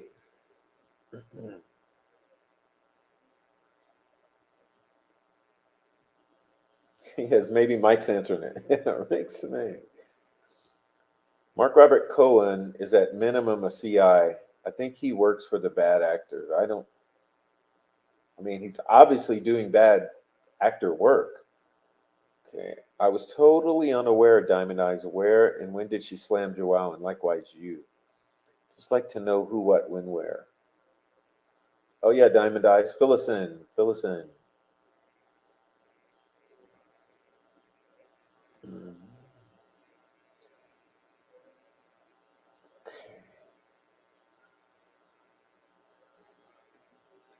Mark Robert Cohen's dad, who was alive at the time, now deceased, was an elected judge. Does that have any bearing on how he would have gotten inside information? Does anyone remember Snake saying to a local news station when asked if Richard Allen was ever heard of from anywhere, he said no, and then another reporter asked, and he said yeah, but long ago. Yeah, yeah. Oh my God.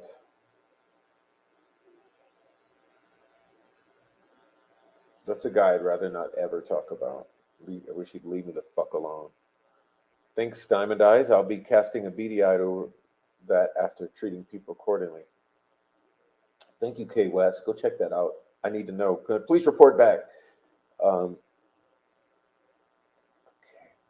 all the usual suspects are named. Finally, Jerome Weiss, Tyler French, Prater, Westfall, and Brad Weber. Westfall is related to Kay Weber. Didn't know that, Frenchie. Man, I missed so much. Have to go back and rewatch. Yeah, she's buddies with the trolls. Trolls. I've been admonishing her forever.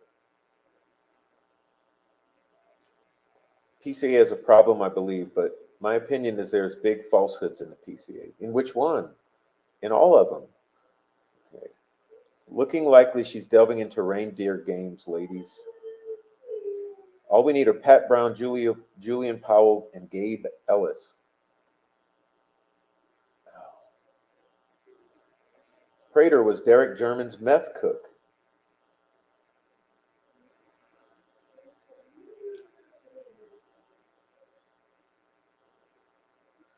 Yeah, greats on me, K West. Hennessy's referenced exhibits for their gag order admissions, not their substance. Nicholas McClelland is a fool. Went to the grocery store in the middle of criminality, so I must have missed something, but I'm not going to get in the middle of anything unless I have enough proof to make my own. Yeah, well, the thing is, she allows all the fucking trolls to have free reign on her channel, and it's disgusting.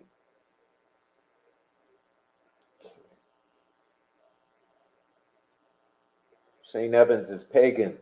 He likes pagan sex in the woods. Exhibits are Hennessy's projectiles flying at Holman and McClelland gag order violating targets.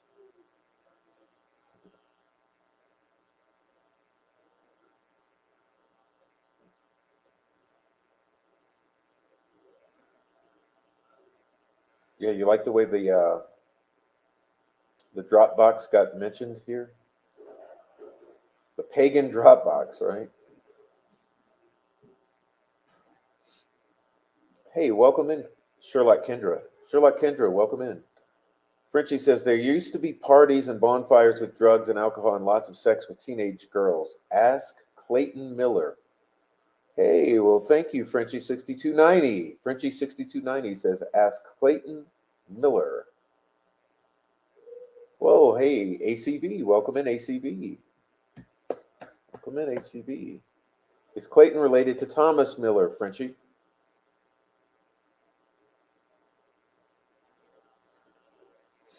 Jerome Weiss liked 14-year-old girls too, allegedly.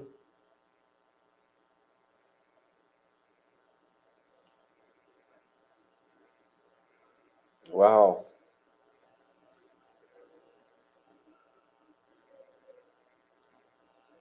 Clayton Miller, Nate, and Thomas Miller. That's what I want to know about that trifecta. Okay, older men with teenage girls.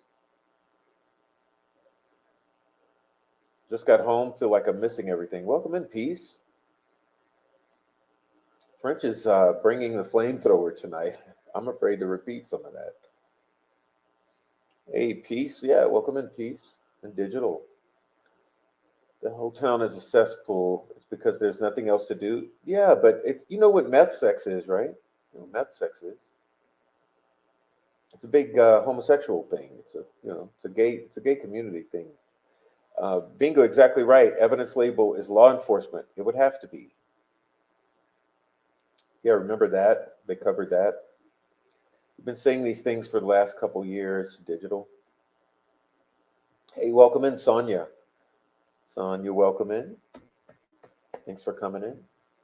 There's nothing to do in these towns. There's just wood, seclusion, drugs, and booze. Way too much goes on in those woods in the summer. Okay, of course, McClelland ain't sure. Holman never investigated the leaks beyond their needs of a narrative. Yeah, well, that's what I'm getting at. There was no investigation of the leaks. There were a couple questions asked to a couple people, and you're going to take their word for it? I mean, what the fuck kind of world are we living in? No one gives a shit about those leaks. Obviously, they would have investigated it all properly. Heard about the drunk at the bar story. Oh yeah, have you heard about the Selling Blow story? Drake French, Tyler French, and I am Jay French. I've dated a few lawyers, they all did blow. Fred French and family are big time criminals too. Hey, welcome in, Sleuthy Goosey. Welcome in. Sorry I'm not feeling well tonight, Sleuthy. Welcome in anyway. Enjoy the party. Welcome in, Sleuthy. All right. Mere mention equals bashing. Yes, yes. Mere mention of the family or any family member, or even the suspicion that what they have said is not true, or they have contradicted themselves in time, place, and narrative. Any of that is called family bashing. Yeah, it's gaslighting.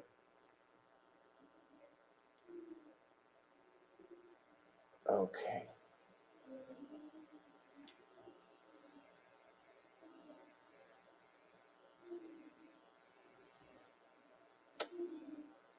Oh yeah, good guy. He's a good guy. That's what they said for the line. He's a good guy. They're attacking his daughter. They're attacking his daughter. He's a good guy.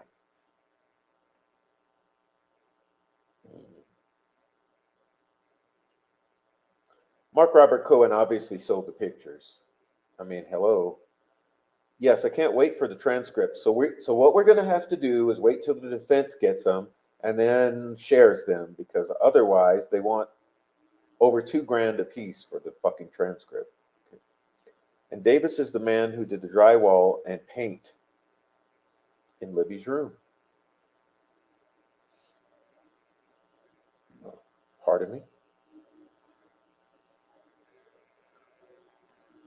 Yeah, he's a funeral home director. How does Chris Todd fit in? He got it from Mark Robert Cohen in December of 22. That's how he fits in. Chris Todd received from Mark Robert Cohen. And what Chris Todd does, okay, Chris Todd, he goes and he gets to other people, okay? Chris Todd goes and gets in everyone's ear and says, but don't say I told you. Guess who else does it? Ruckus Rocks. You didn't get this from me. I didn't tell you this. You didn't get it from me. I'm just giving you this. Troll Farm is paid and afraid. Yes, rest in peace, Doug Rice as well. Frenchie 6290. Thanks for hoping that I feel better. Who is Jerome Weiss? Well, he's a killer. Thank you, Cindy. Prof needs rest. Thank you, ACB. Prof does need rest. Jerome Weiss is a sex offender who lives in the area on the registry. Can we chuck ACB in it for extra flavor? Oh, you no, ACB had nothing to do with all of those dumbasses.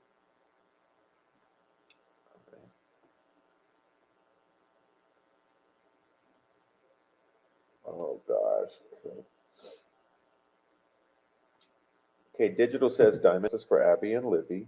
Never getting addicted to another unsolved case again. Jerome Weiss is a RSO. He killed Kat Cole. Yes, he did, because she knew too much. I believe so. Jerome Weiss helped move the girls from the shack to the creek to be floated to the dump site. That means down from Wilson Bridge all the way to Round Logan's. And remember, good old fucking uh,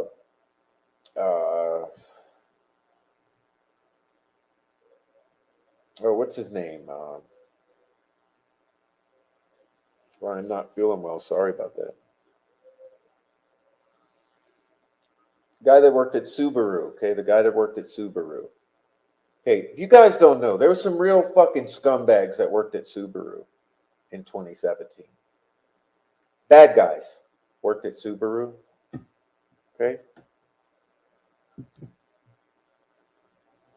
including the guy who said they were found in the water. He worked right there with all the other scumbags at Subaru. Why were they all there? Why were all the Subaru guys there? Hmm? Did they move the bodies?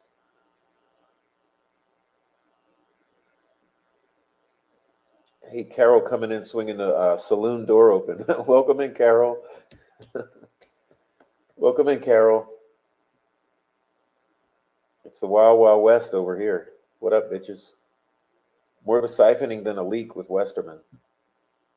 Sleuthy says, I've been going back and forth over the Frank's, or I've been going back over the Frank's memo in preparation for seeing Click's testimony, and there are some things in there I don't remember reading. Oh, like what, Sleuthy? You know, we are experts on the Frank's memorandum here on the Prof's channel because we delve so deeply into it. But what is it, Sleuthy? Hope to catch up with your comments. Maybe you've already said it. There's no way, Digital. There was a Voorhees? Fig's game is tell everyone you trolled defense when he actually trolled prosecution. Defense thanks you, Fig. Okay.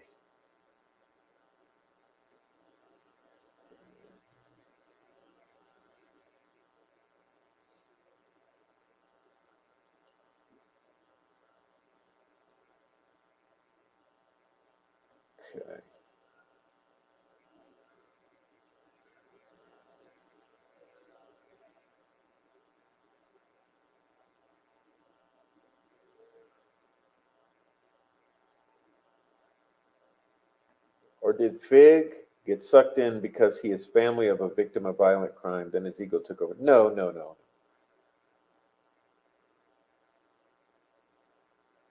In all my honesty, I don't know what you're talking about now. That's the mod's job. I do my best, but I'd be busy.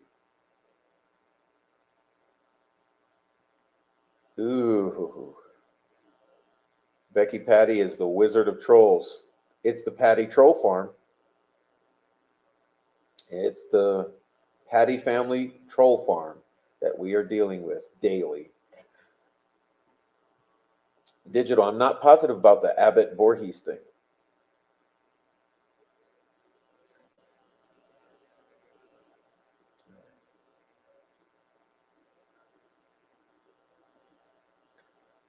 Sluthi, I think I learned that when I looked up Nate Miller's obituary. Simply too many tentacles. Hey, welcome in Nobody Nothing, 1717. Welcome in Nobody Nothing. What was presented at the contempt hearing, where the burden was beyond a reasonable doubt, was pitiful. Yeah, remember, the burden in this contempt is beyond a reasonable doubt. Now, come on. But they sure did object immediately to the Fig McClellan connection. Sluthi is the same one related to Jay Abbott, and what about the governor of Texas? Just curious of this web. Yeah, I don't care about all that. It's not that deep. Prof, has the Tina and Megan story ever been looked at by LE? Well, I mean, if they haven't, then they haven't done their job. And I'm sure they haven't done their job. So, yeah, I doubt it. I don't know. I don't know, Lambert Co. Getting out of here. You have a great night. Praying you feel better soon, Prof. Thank you. It's a God thing. See y'all later.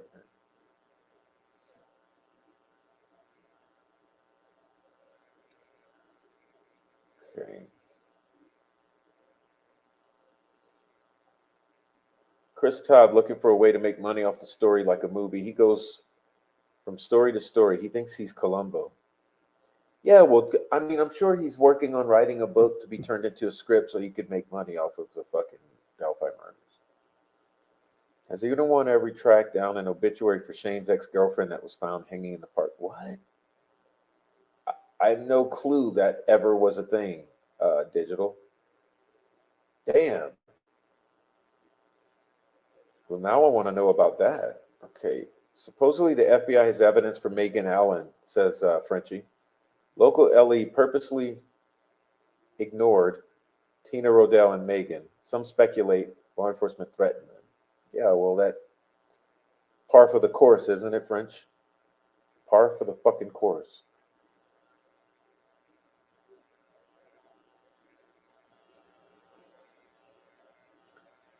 The one Subaru guy was taking photospheres for Google.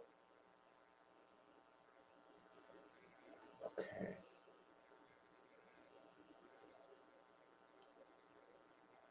Tentacles, more like a spaghetti fest with all of the associations. Like Messer saying in videotaped interview in October 2018 that he and Brad Holder commonly hung out at the bridge and in the woods around the bridge. Just a moment, Sleuthy Goosey. I got something for you. Oh, well, have I not corrected my error in putting it away? Oh, man.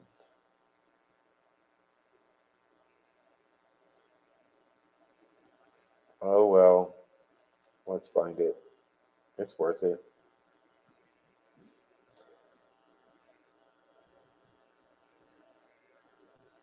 Okay, let me find it, please.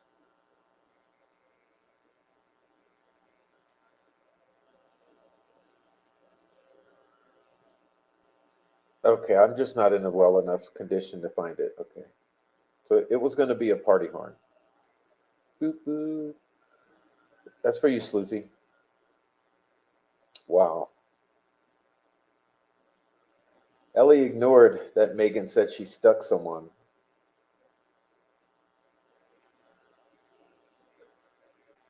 Okay.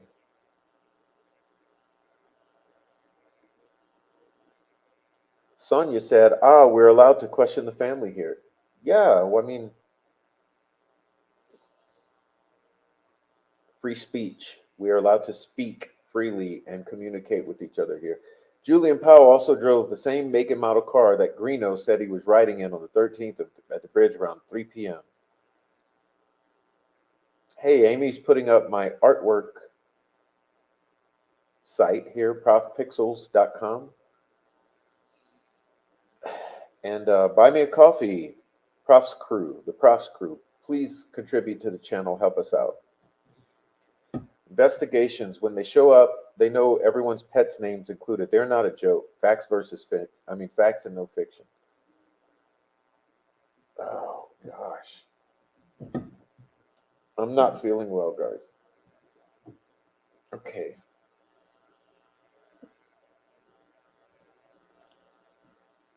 No.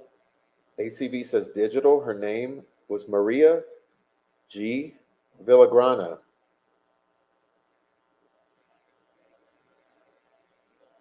Oh, is that the girlfriend?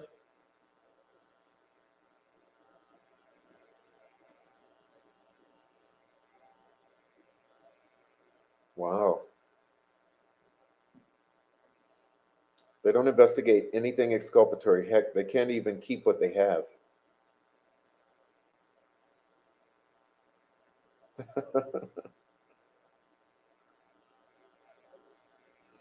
I could have sworn SJ saying Tiara had another name, not Bogart, that her ex was Tyler Joe Flynn. Bogart. Oh, there you go, sweet Dushibby. See, you had my back. Wah, wah. And thank you so much.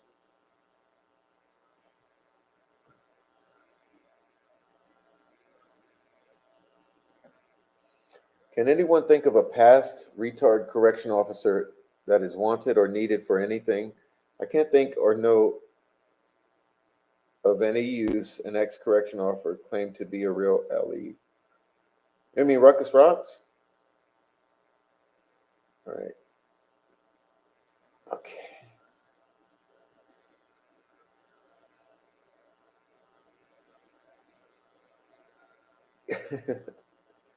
Are we all a little crippled here tonight? People's fingers are not working. Yeah. Yeah, I need to go. I need to take care of myself.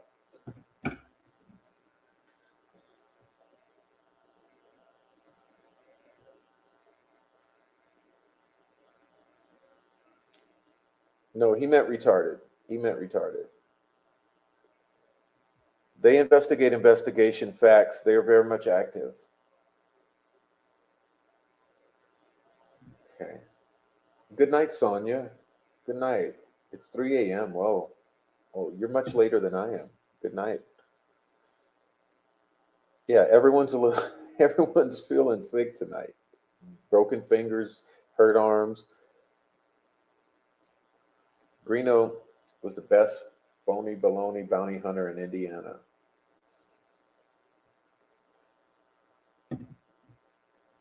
All right. Hey, well, look, I caught up with the chat. Major accomplishment. Major accomplishment for the prof tonight. I got a tip from a member that Liggett has sexual misconduct charges in his past. Well, he's not the only one. Something to do with two women that worked at a school. Liggett tried to get nude photos from them. Can anybody confirm? I can't.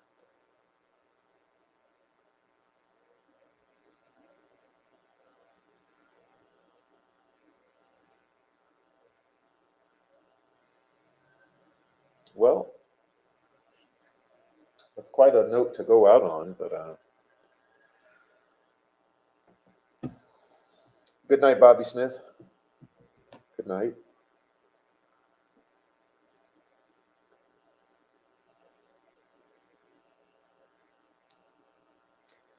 Yeah, but in closing, I mean, damn, is it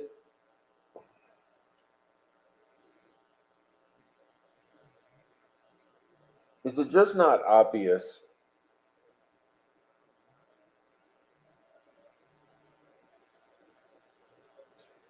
something really awry in Delphi? Is it just not obvious? I mean, how can these people go on pretending that this is your normal run of the mill case? This is what I don't get. It's really inconceivable to me that anyone can look at any aspect of this case and think that it's just your standard fare. It's mind-boggling. I mean, you got the way this family has acted for so many years has thrown up so many red flags. I mean, what appear to be outright lies. Outright lies.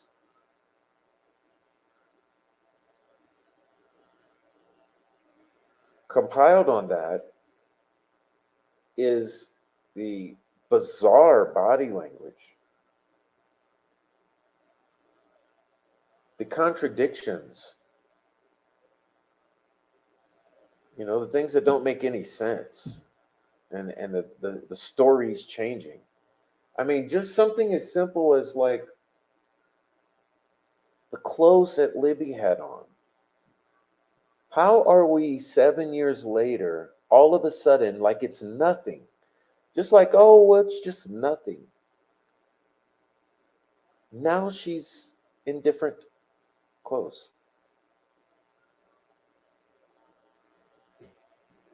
Just something as simple as the clothes she's wearing. Much less everything else weird about the family. And Kelsey's like totally bizarre behavior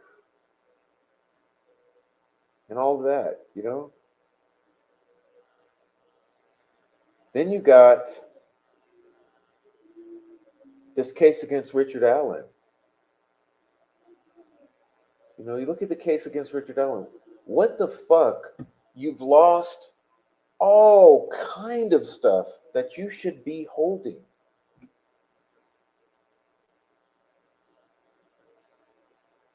Entire first week of interviews, 70 days of investigation.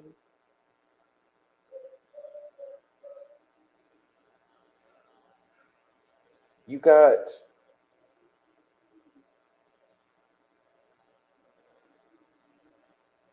no cell phone data whatsoever from Cody, Patty, Kelsey, Mike, or Becky. What about Derek?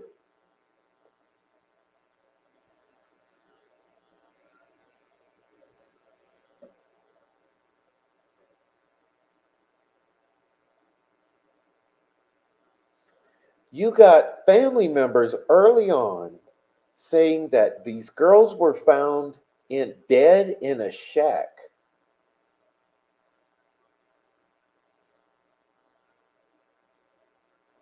But then they're found in the water, according to John Weaver, who just happens to work at Subaru, where a bunch of no good motherfuckers are working that are tied into this case. But then somehow they're mysteriously found on dry ground on Ron Logan's property with sticks on them.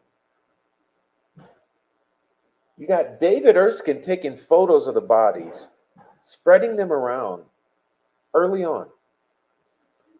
Then lying in text messages with Anna Williams, or is it her who was lying in text messages that there were text messages? What are the lies with David Erskine and Anna Williams in the text messages? Because now we know that's not how they were found. But for years, people ran with the Erskine text messages as if it was factual. Anna Williams appears to be lying.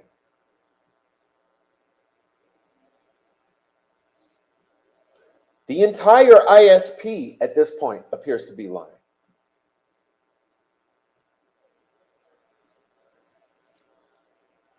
You put this guy, and you know, I believe that he probably had something to do with it.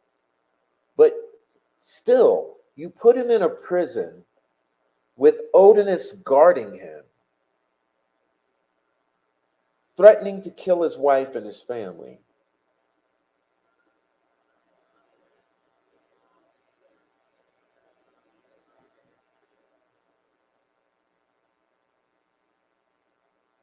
What could be so big and bad that you would put the entire state police, the entire county sheriff, the entire police department and volunteer fire department? What could be so big that you'd have all of that, as well as the prosecutor, the former mayor, the judge, all of this structure protecting these people?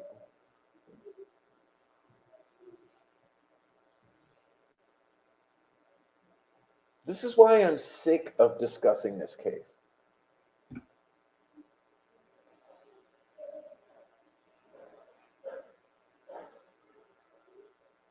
How obvious does it have to be before it's factual and something is done about it?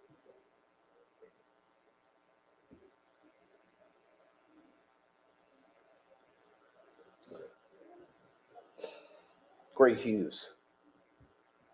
Yeah, Gray Hughes. Oh, well, turns out she was wearing something else. Just, she's in jeans, but, never mind about that. Never mind about the pants she was supposed to be in. It's just things happen. Things happen. We get the story wrong. I know I helped the family totally construct the narrative and the timeline so that everything would line up and make sense. And I know I colluded for years in trying to get them to get their story straight and make things stick together. But now that we forgot this one important thing, that we put the jeans on the girl and not the sweatpants. I'm sorry, we made that mistake. We should have remembered we put the jeans on her. All right. Take one great live stream chat. You'll feel better by morning. Dr. Shibi's orders. Will do. I think it's been done. What can we do? Welcome in, Jay. Jay, you're late. Welcome into the chat, though. You say Amy most vital. Everyone's first interview is incredibly important. Well, what did I miss that Amy said? Let me go back and find it.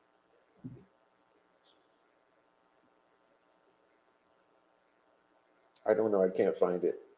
I'm not feeling well.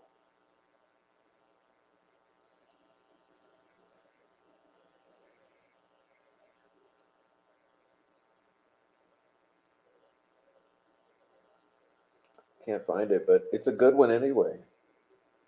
Yeah, first interviews. So much awry. I can't even narrow it down to the top 10 most guilty. Must have missed it when Gray Hughes made total sense about the wrong clothes. Nothing to see. Hey guys, yeah. So turns out I was wrong. For years we lied to you and told you they were in these pants, these sweatpants, but she was actually in the jeans. We forgot which ones Kelsey put on her. Acting like a total fucking weirdo all the time. I have no problem naming these people in our discussion. They're horrible. Not a single one of them has any redeeming qualities.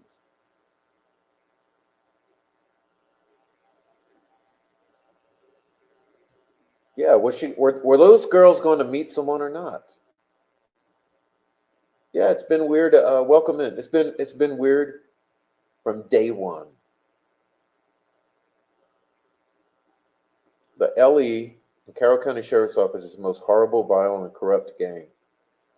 And obviously they're full of these fucking wannabe Odinists or whatever they call themselves.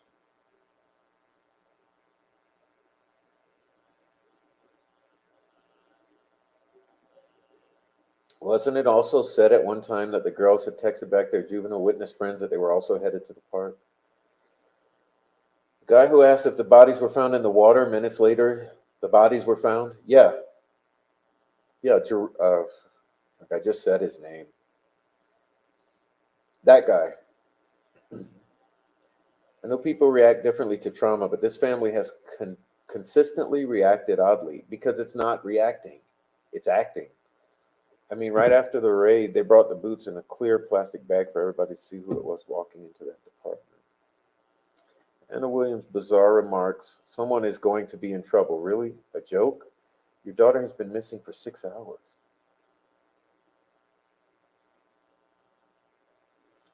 The most shook I've ever seen Hughes trying to explain that away, stumbling over words. It was comical. That guy right there. I hate saying mean things. I really do. Big question is, where were the questionable people on the 14th, meaning the people with alibis for the 13th? Were they at work or were they supposed to be the day after the girls, Abby and Libby, went missing?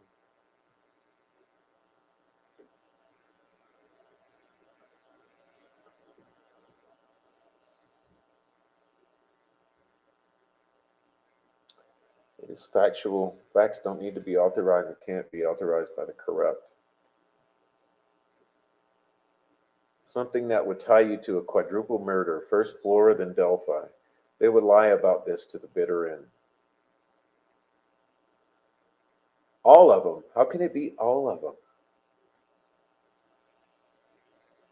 How can so many people come together to protect a few who did this to these two girls? I mean, when you look at those girls,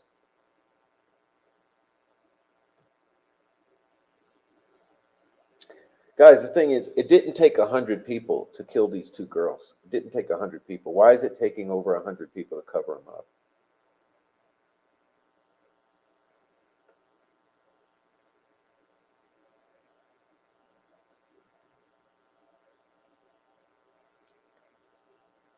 Has old Gray been right about anything? Yeah, he's been right about the timeline he helped the family construct. That's about it.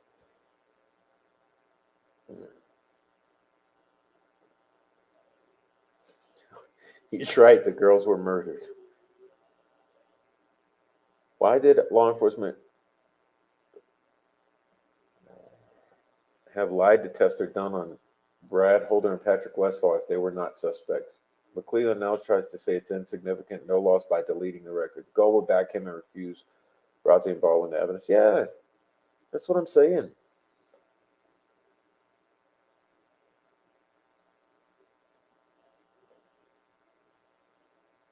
I don't think we're one tip away. I think the whole thing's fucking known and solved. It's just that they're all covering it up. You know, here's what I think about Doug. Okay, fuck it, Doug. I'll say it. Fuck you. You've been saying we're one tip away for how many years? One piece of the puzzle away? No, fuck that. That's what you say when you never want it solved. You always want the public to be clueless. So you're going to say, duh, we're always going to say for the next 50 years, we're going to say, oh, we're one piece of the puzzle away. Oh, we're one tip away. We're one to bullshit. Bullshit. Bullshit.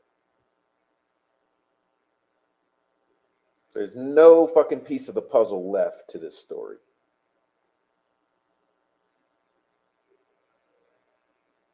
Yeah, and I saw fucking Kathy Clendenning advertising another fucking ride today.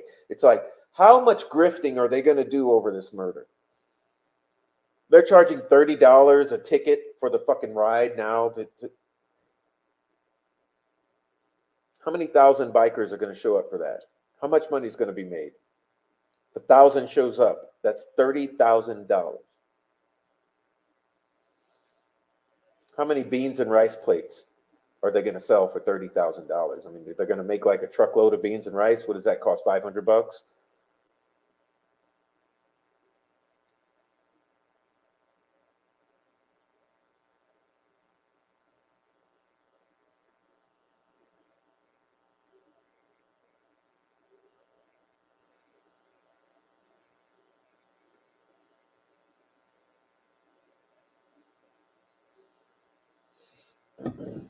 One tip away. Fuck another tip. They've had this together since day one. It's bullshit. It's to keep you. It's baiting you. Keep baiting you. Oh, one tip away, one tip away. Keep waiting. We'll solve this someday. Keep waiting. Keep looking the other way. Keep waiting for us to solve it. Never look at the obvious. Just keep waiting for it to be solved. Keep waiting for that magic tip. One day that magic tip will come. Sickening. These people are fucking sickening. Okay. Old Mart, New Mart, the people of Delphi are a strange bunch and not in a good way. What up, Four Pits? What up, Four Pits? Thanks for coming in. I'm not feeling well, and it's good to see you come in. What up?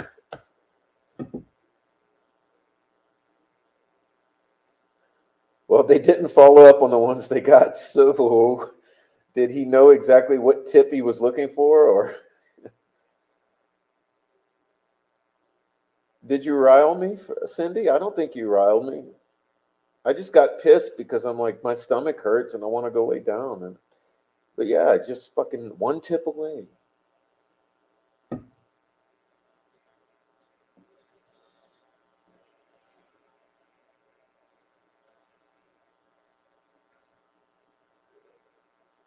Yeah, well, now they're going to say there's no geofencing. You know why? Because Alex Voorhees did the fucking geofencing. It's called fog reveal.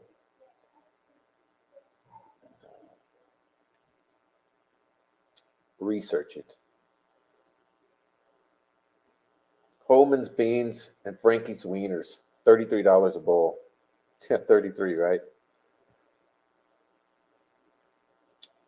Oh, guys. Yeah, should be providing our comic relief, but I'll see you guys later. There's a good little chat. Hey, I got to say this much. I mean, on a positive note is the defense keeps producing documents and names. Okay, these defense filings, they keep becoming, they're honing in on the targets, right? Yeah, I actually feel like I'm about to hurl. Part of me.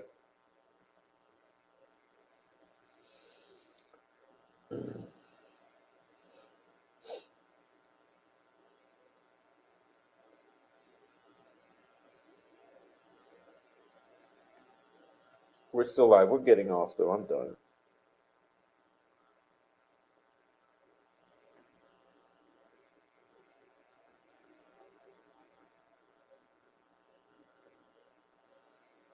Somebody with money and murder control smarter than these yahoos. Okay, good night, you guys. I'm out of here. I'll leave the uh, I'll leave the chat open for a little bit. I'm out of here. Yeah, last call. Someone with real power needs to set Gall, Nixon, McClellan, and law enforcement down and tell them that there will be charged equal if no one tells what the fuck happened in this case. No answer, put all three in prison. Well, hey. I mean, who doesn't?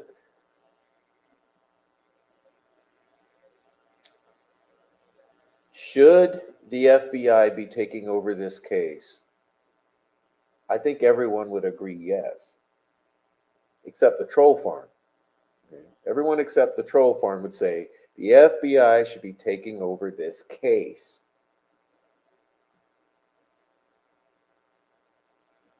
Now, will they? Will they?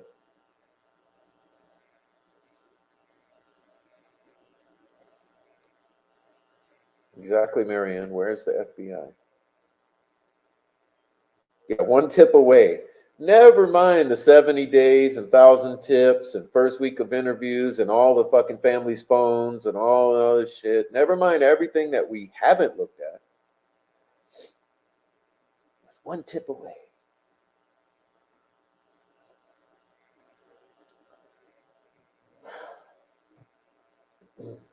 Well, hopefully we'll get some more interesting documents because they've been getting better and better as they come. So.